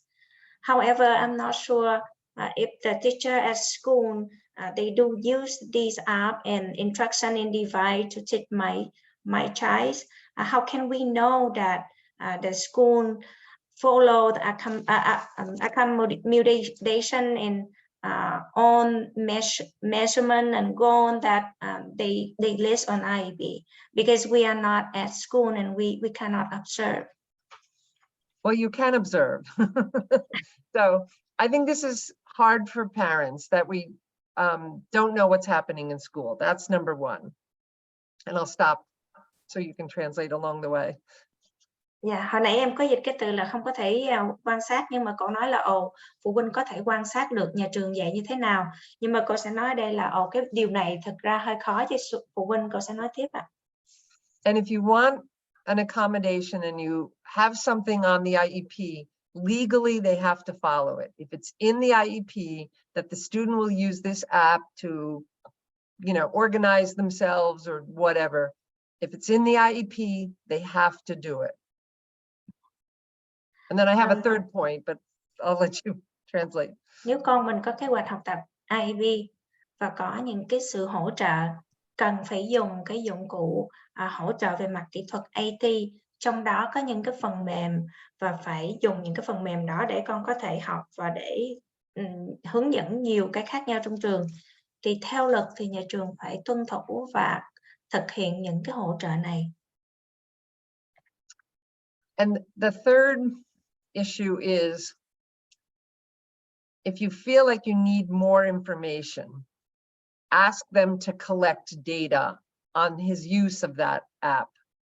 So then you can say the student used it here and the student used it for that. So that's the best way to track that they're using it in school, is ask them to keep a data log or some kind of book where you're tracking how the student and where the student is using that tool. Nếu phụ huynh cảm thấy mình không có đủ những cái thông tin là nhà trường sử dụng cái máy đó để dạy con như thế nào, mình sẽ yêu cầu nhà trường cung cấp những cái dữ liệu, trong đó là liệt kê ra khi nào họ dạy họ sử dụng cái máy, hoặc là con sử dụng cái máy trong những cái tình huống nào thì ghi rõ ra thì để mình biết. And I think as parents we need to be reasonable. So you can put it in the IEP. There's a section called other, and so it can go there. But you may also want to do it just for a short period, for a couple of months or one marking period. So you don't burden the school, but you get the information that you need. Thì phụ huynh có khi mình cũng phải linh động, mình không có làm cho phụ huynh có cảm giác là gánh nặng và có cung cấp nhiều cái thông tin cho mình quá dày đặc. Tuy nhiên mình có thể để trong cái mục ở trong kế hoạch IEP, trong cái mục other là khác á, thì mình có thể yêu cầu nhà trường cung cấp những cái dữ liệu các con sử dụng máy trong một cái thời gian nào đó nhất định, chứ không có phải là suốt năm học. I hope that helps. Thank you. Hy vọng là trả lời câu hỏi của chị được ạ. Yeah.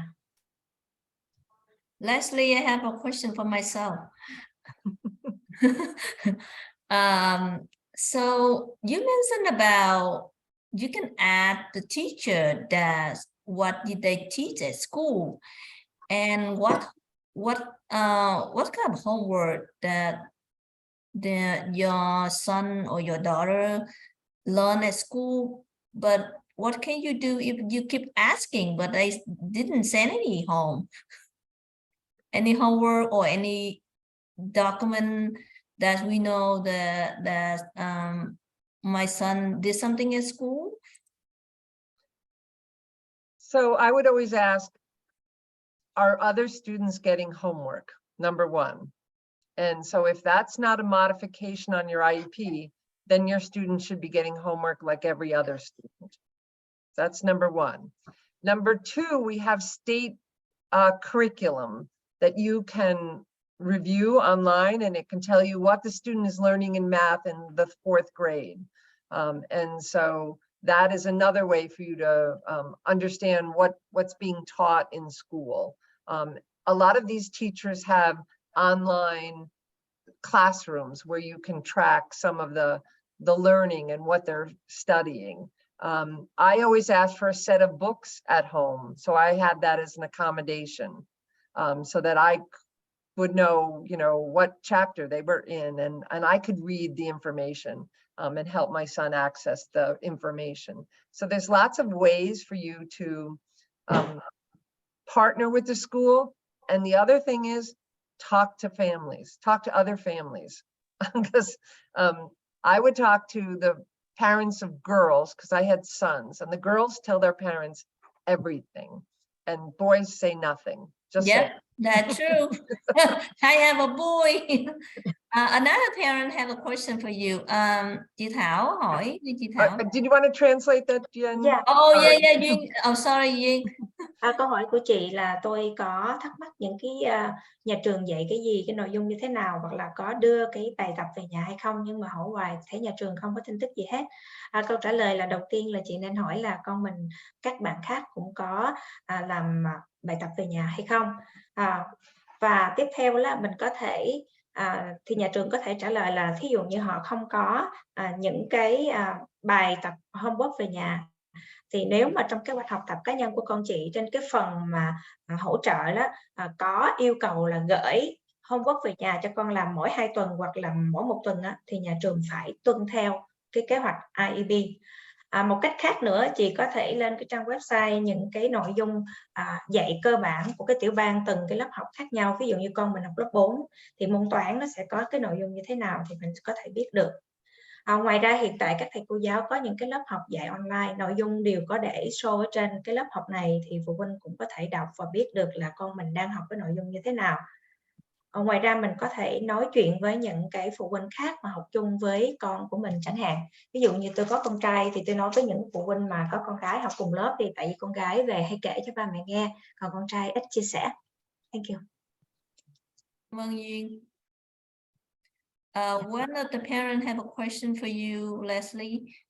Chị Thảo Trần, chị có câu hỏi cho cô Leslie. Có. Miss Leslie, I have two questions for you. The first question is, if the child is in the extended school year, ESY 2022, and the IEP was signed on June 2nd, 2022. Does ESY focus on the IEP goals signed on 6/2/2022, or do you focus on the prior year goals? That's my first question. And my second question is— So wait, let me do it one at a time, just so I Sure. don't get lost. Thank you. So extended school year is really a longer school year, and you should be working on the goals that are the IEP that's currently in place. Some of the goals, the student may not have achieved all of the skills. And so there's some translation, and a lot of times extended school year is also to keep the student from regressing those skills. So they should be working on the same skill areas. They're just not going to, in the summer program, they're not going to make the same progress that they would in a full-time school situation. Does that help?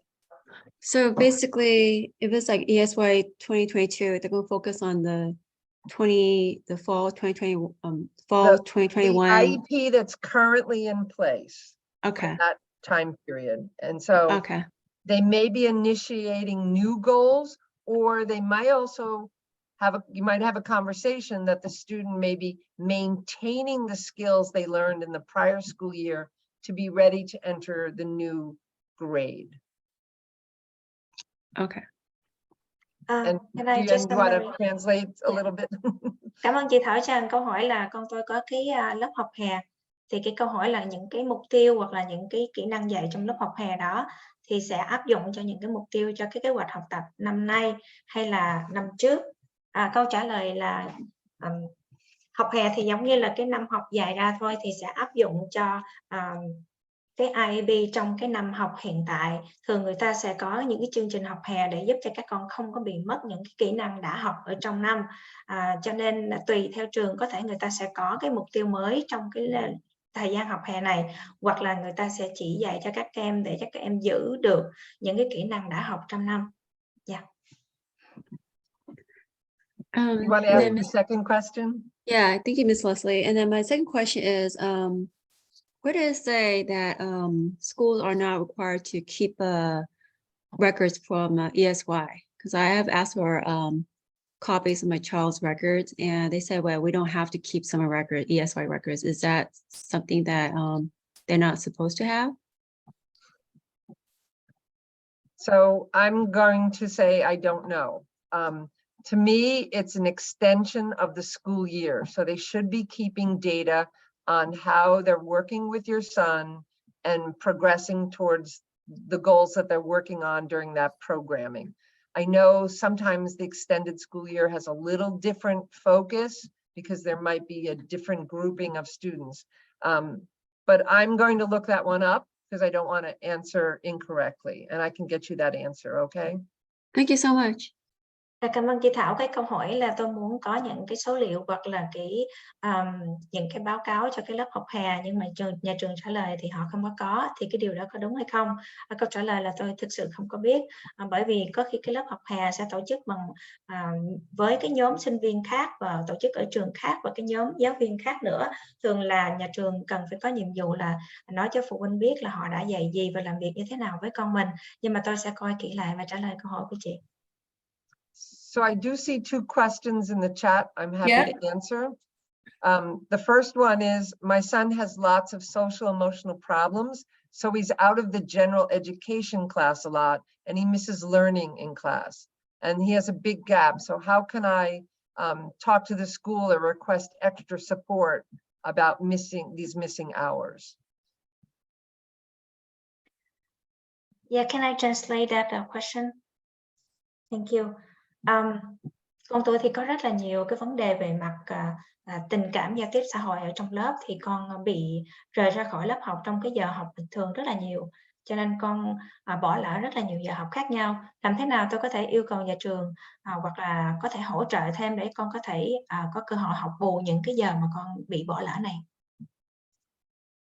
So a student can have a behavior plan, and I think this is a conversation that you need to talk about with your team. So the student should have a goal around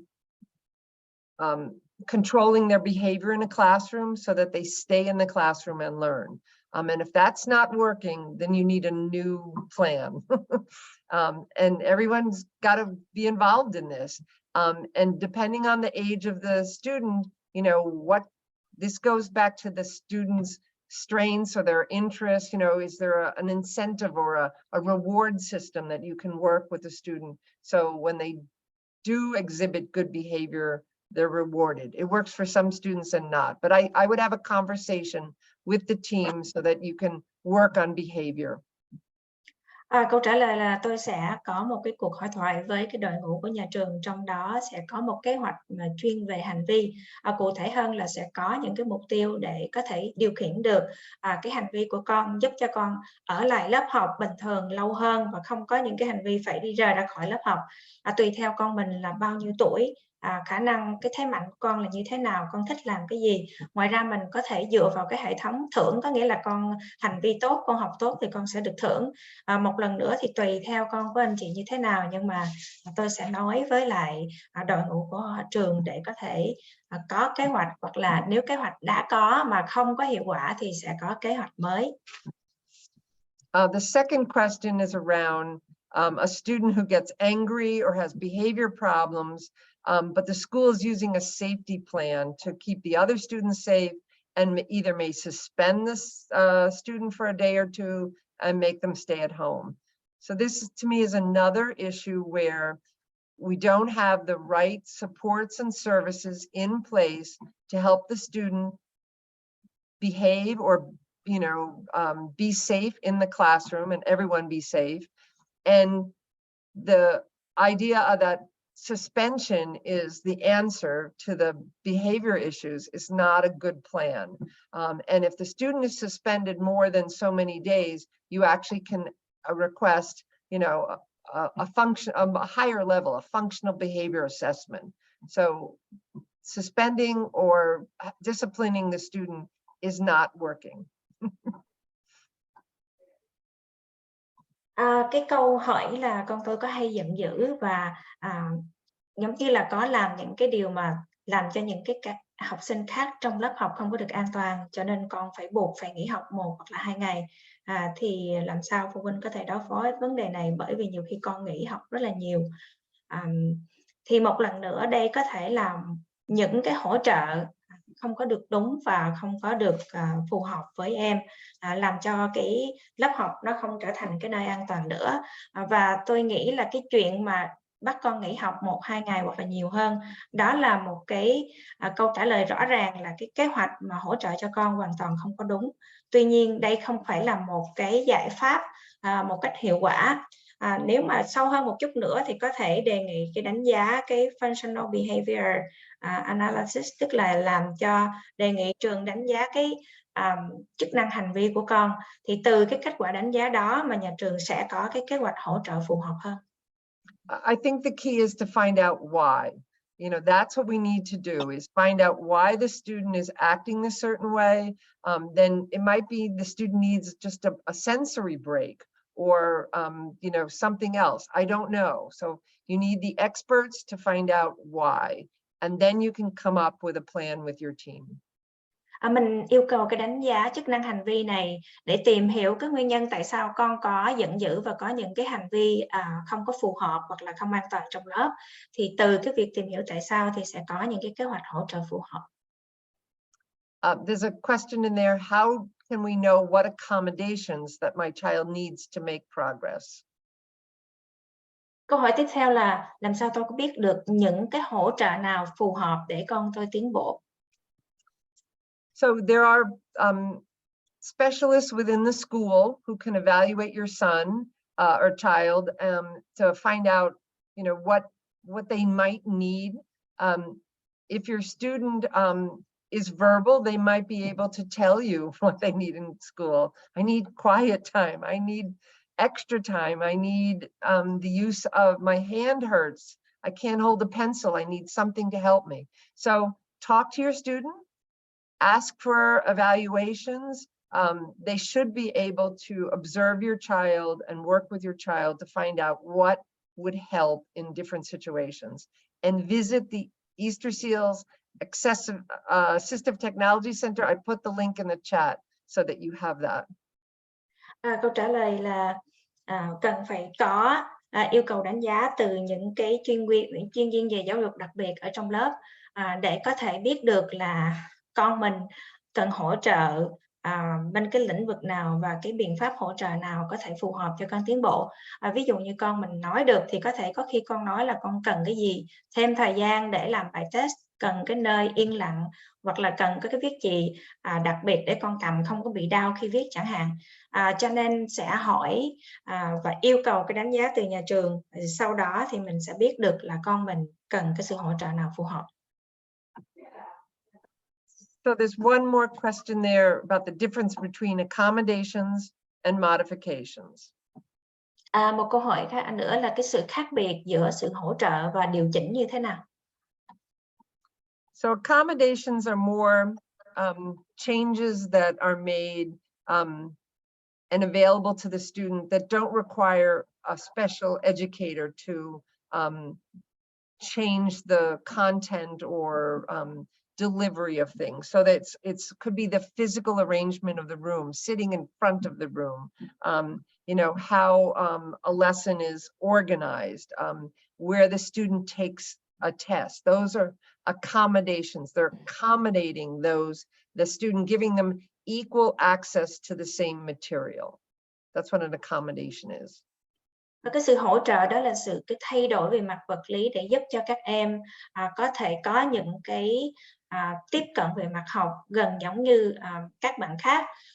Thí dụ như là những cái thay đổi là ở trong một cái phòng ngồi phía trước gần cô giáo, ở trong phòng vắng lặng để mà làm bài thi chẳng hạn, thì những cái thay đổi những cái hỗ trợ này nó sẽ không làm thay đổi cái nội dung dạy học hoặc là những cái hướng dẫn mang tính chất đặc biệt. So the modification is when somebody changes the structure. So there's someone who's specialized in the area of content. They might be changing the content to fit the educational needs of the child. They also could be changing the way they deliver the material, the way it's being taught, so that they might offer it in a video content or some other way. So they're modifying the way they deliver the material, or they modify how the student performs. Like they might be able to, instead of writing a paper, you know, act out a play, which has the same content, but it's done in a dramatic fashion rather than writing. Còn cái phần mà điều chỉnh thì nó mang tính chất là có thể thay đổi cái nội dung của dạy học, hoặc là thay đổi cái cách mà các em trình diễn, các em làm bài test. Thí dụ mà tới mà lúc mà thay vì viết một cái trang viết á, thì các em không có viết được, thì các con có thể nói và đóng vai về cái bài viết đó, hoặc là cái nội dung của cái bài học có thể được thay đổi để điều chỉnh và dạy phù hợp với các em, hoặc là cái cách dạy sẽ được điều chỉnh. Thay vì dạy thông thường thì có thể đưa ra cái video cho các con coi chẳng hạn. So I think there's another question. Sorry. This is a son who had speech therapy for more than 1 year in Vietnam, but when he came to the United States, he cannot speak English yet. So this is a challenge for all families who English is a second language, in that it's hard to identify what is language-based learning challenges and what is special education challenges. So you need to have some type of an assessment that's going to help both the family and the team understand, is this because the student doesn't speak English, or is it because they have a learning challenge? Thank you. Cái câu hỏi là con của tôi ở bên Việt Nam thì có cái người trị liệu ngôn ngữ hơn 1 năm. Khi mà đến Mỹ thì con không có nói tiếng Anh được, chưa có nói được tiếng Anh, và nhà trường đã từ chối và con nói là con không có đạt được kế hoạch học tập và cá nhân cũng như là những cái hỗ trợ khác. Mặc dù là chúng tôi đã có mang cái kết quả đánh giá về nói ở bên Việt Nam, thì cái bước kế tiếp của chúng tôi là nên làm gì, và con tôi 5 tuổi. Thì câu trả lời là cái việc mà phân biệt giữa cái việc các con có cái khiếm khuyết cần có hỗ trợ về ngôn ngữ thực sự, và con bị không có nói được tiếng Anh là do con có những cái nền tảng ngôn ngữ khác, ví dụ tiếng Việt chẳng hạn. Cái ranh giới phân biệt đó có khi nó sẽ không rõ ràng, cho nên cái phương pháp là anh chị sẽ tìm ra một cái người đánh giá về mặt ngôn ngữ độc lập, và có dựa vào cái giống như dựa vào cái đánh giá đó thì mình có thể thuyết phục lại nhà trường là con mình có khiếm khuyết về mặt ngôn ngữ, cần có giáo dục đặc biệt IEP, có người dạy nói, chứ không có phải chỉ là con không có biết tiếng Anh bởi vì con từ Việt Nam qua. So I want families to know you always have the right to ask for an evaluation for special education. You also have the right to bring in reports from other schools and doctors, and the school has to consider them. They don't have to follow them. So there's a process where you can go through a formal evaluation for special education. I think one of the challenges will be is to appropriately assess the child in their native language, in Vietnamese, rather than through an interpreter. And there's not a lot of native speaking specialists who are doing evaluations in a child's native language. So it's going to be hard. Thì muốn nhắc nhẹ là anh chị biết là phụ huynh có quyền yêu cầu các con được đánh giá chính thức về mặt giáo dục đặc biệt ở học khu. Nếu mà học khu không có đồng ý chẳng hạn và mình cũng không đồng ý kết quả đó thì phụ huynh cũng có quyền đánh giá độc lập từ một cái nơi khác. Tuy nhiên một cái việc hơi khó khăn là hiện tại không có cái người mà đánh giá về mặt ngôn ngữ mà dựa vào cái ngôn ngữ bản địa, ví dụ là cụ thể là tiếng Việt của mình thì không có nhiều cái người chuyên để mà đánh giá ngôn ngữ của em bằng tiếng Việt, thì cái đó nó mới chính xác hơn thay vì đánh giá ngôn ngữ mà dùng thông dịch. So I always encourage parents to do lots of things at home, like read to your children. Expose them to lots of words, even in your native language, that's fine. You know, encourage them to tell stories and to speak. So you're practicing language every day. Language is important, regardless if it's in English or Vietnamese. You know, use a lot of language in the home and read to your children. And if you can, get books available from your library. So that you have rich language in your home. Thì cái trường hợp của chị rất là khó. Tuy nhiên tôi thường là hãy khuyên phụ huynh là sẽ đọc sách cho con tại nhà, giúp cho con có cái cơ hội mà tiếp cận với ngôn ngữ càng nhiều càng tốt. Có thể kể chuyện, thực tập nói hàng ngày với con để làm cho cái việc sử dụng ngôn ngữ thiệt là dồi dào trong nhà, thì cái điều đó cũng sẽ giúp con rất nhiều. And maybe you can learn English together. So you label everything in the house with the English word and the Vietnamese word, and so you learn the two words together. Và có thể dùng tiếng Anh hoặc là tiếng Việt song ngữ mà giảng những cái đồ vật ở trong nhà. Anh chị có thể nói tiếng Anh và tiếng Việt cũng được, cái nào cũng được, miễn là nói sử dụng ngôn ngữ càng nhiều càng tốt. So as a parent, follow your instinct, and if you feel your child is not learning or has an issue, ask for an evaluation. That's your right, and the school should perform the evaluations, and if you have any problems, you're going to call the federation. Dạ, là ba mẹ thì mình sẽ dựa vào cái bản năng thì mình tin rằng con mình có khả năng học được hay không, và có chậm trễ hay là có bị vấn đề nào đó mà anh chị thấy lo lắng. Anh chị nên mạnh dạn yêu cầu nhà trường đánh giá cái khả năng học thuật của con mình. Nếu gặp có vấn đề cần sự hỗ trợ và giúp đỡ thì anh chị có thể liên lạc Federation, liên lạc với chị Kim Chi. Kimchi, call Kimchi. Oh my So I just want to say, as a parent, I didn't know. I'm a parent. I was a parent. I didn't know my child was struggling learning to read. It wasn't until like 3rd grade till a teacher pulled me aside and said something's wrong, and they didn't do an evaluation, and I had to do it privately. And you know, it's difficult as parents to know where your child should be in terms of the learning. So you know, that's where connecting to other families and asking questions, you know, other families helped me understand my son wasn't on grade level. So use your network. This is a great network. Use it. Thì thực ra cũng không có dễ dàng. Bản thân tôi khi mà đến lớp 3 thì tôi mới biết là con trai của mình, cô giáo nói là không có đọc tốt đó, thì nhà trường cũng không có chịu đánh giá cái khả năng đọc của con, tôi phải yêu cầu đánh giá ở bên ngoài. Nói chung là cái quá trình rất là khó khăn. Thì anh chị có những cái mối quan hệ với nhiều cái gia đình khác nhau, biết được rất là nhiều điều ở trong nhóm này, thì anh chị hãy vận dụng để có thể hỗ trợ, bởi vì mình sẽ học được rất là nhiều từ phụ huynh khác. That's true. That's 100% true. One group is very helpful. Bây giờ anh chị thời gian buổi họp thì cũng không còn bao nhiêu. Anh chị có hỏi thêm câu hỏi nào cho cô Leslie nữa không nhỉ? Dạ, cảm ơn anh Quân.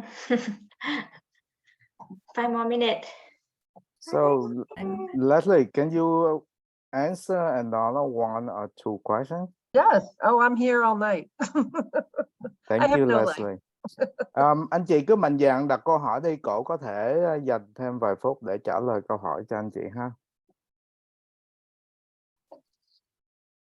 Anh chị có thể unmute, nói, đặt câu hỏi.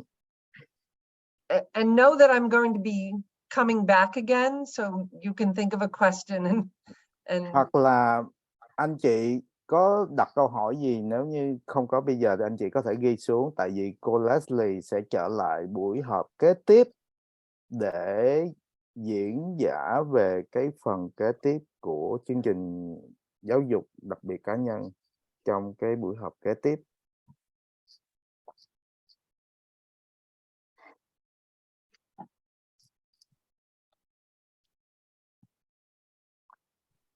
Okay, it looks like the parent doesn't have any more questions, so on.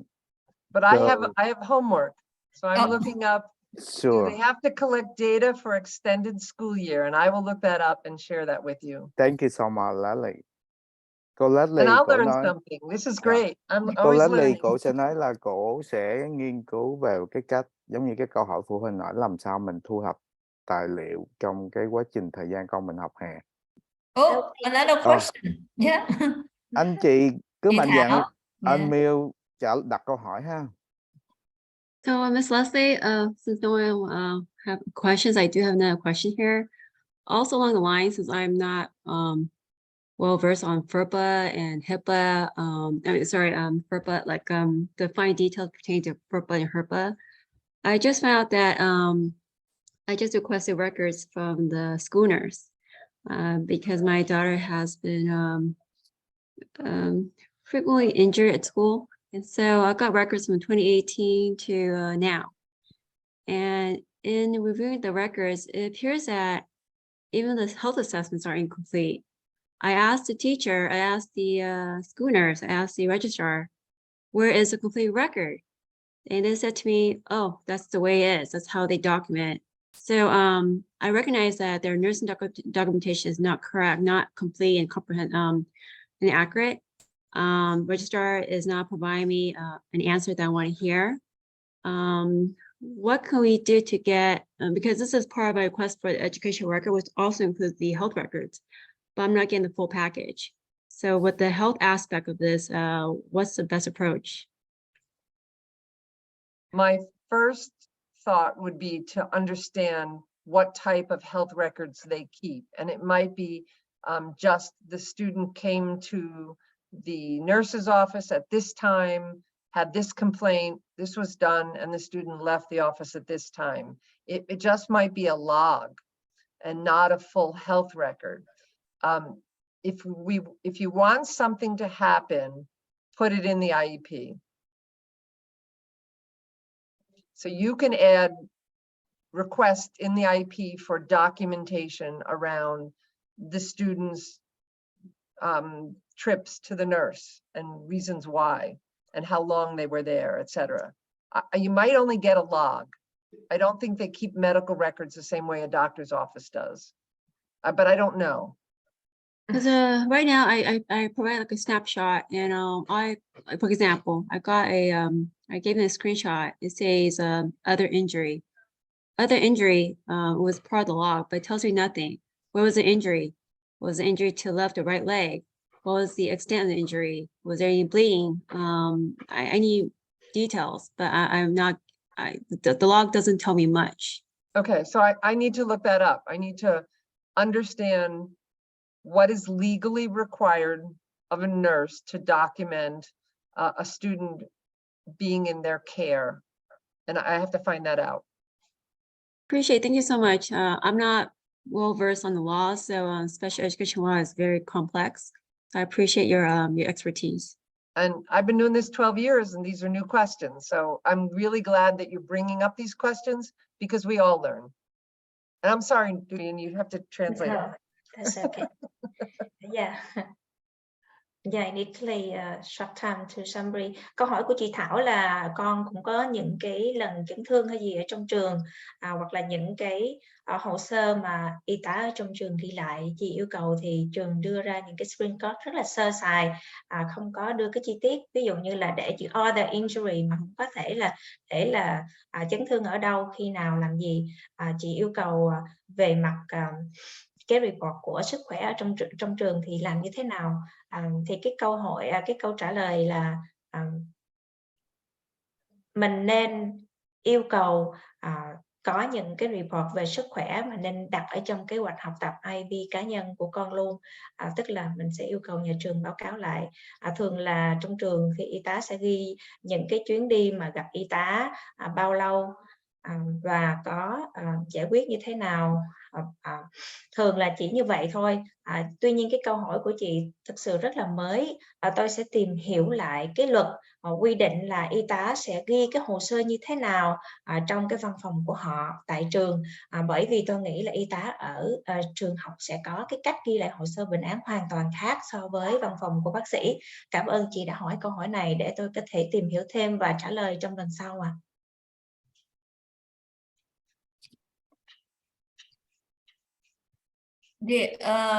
Another parent had the question in the chat box. Leslie.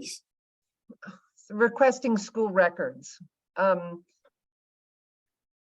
So I only looked at the school. I kept everything that school sent me. Number one, you keep your own records.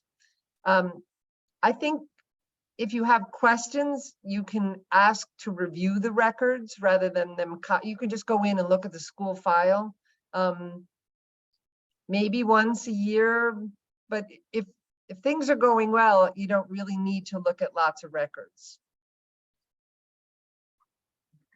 Câu trả lời câu hỏi là bao lâu thì tôi có thể yêu cầu nhà trường những cái bản báo cáo thêm một năm một lần. Trong vòng một năm thì mình nên yêu cầu nhà trường đưa báo cáo khoảng bao nhiêu lần? Thì câu trả lời là thường là tôi sẽ giữ tất cả những cái báo cáo từ trường học, khi mà họ gửi nhiều cái gì tôi sẽ giữ nguyên cái hồ sơ của con mình. Thường là nếu mà mọi chuyện diễn ra mà bình thường mà suôn sẻ hết á, thì mình không có cần yêu cầu, bởi vì mình đã có những cái hồ sơ này.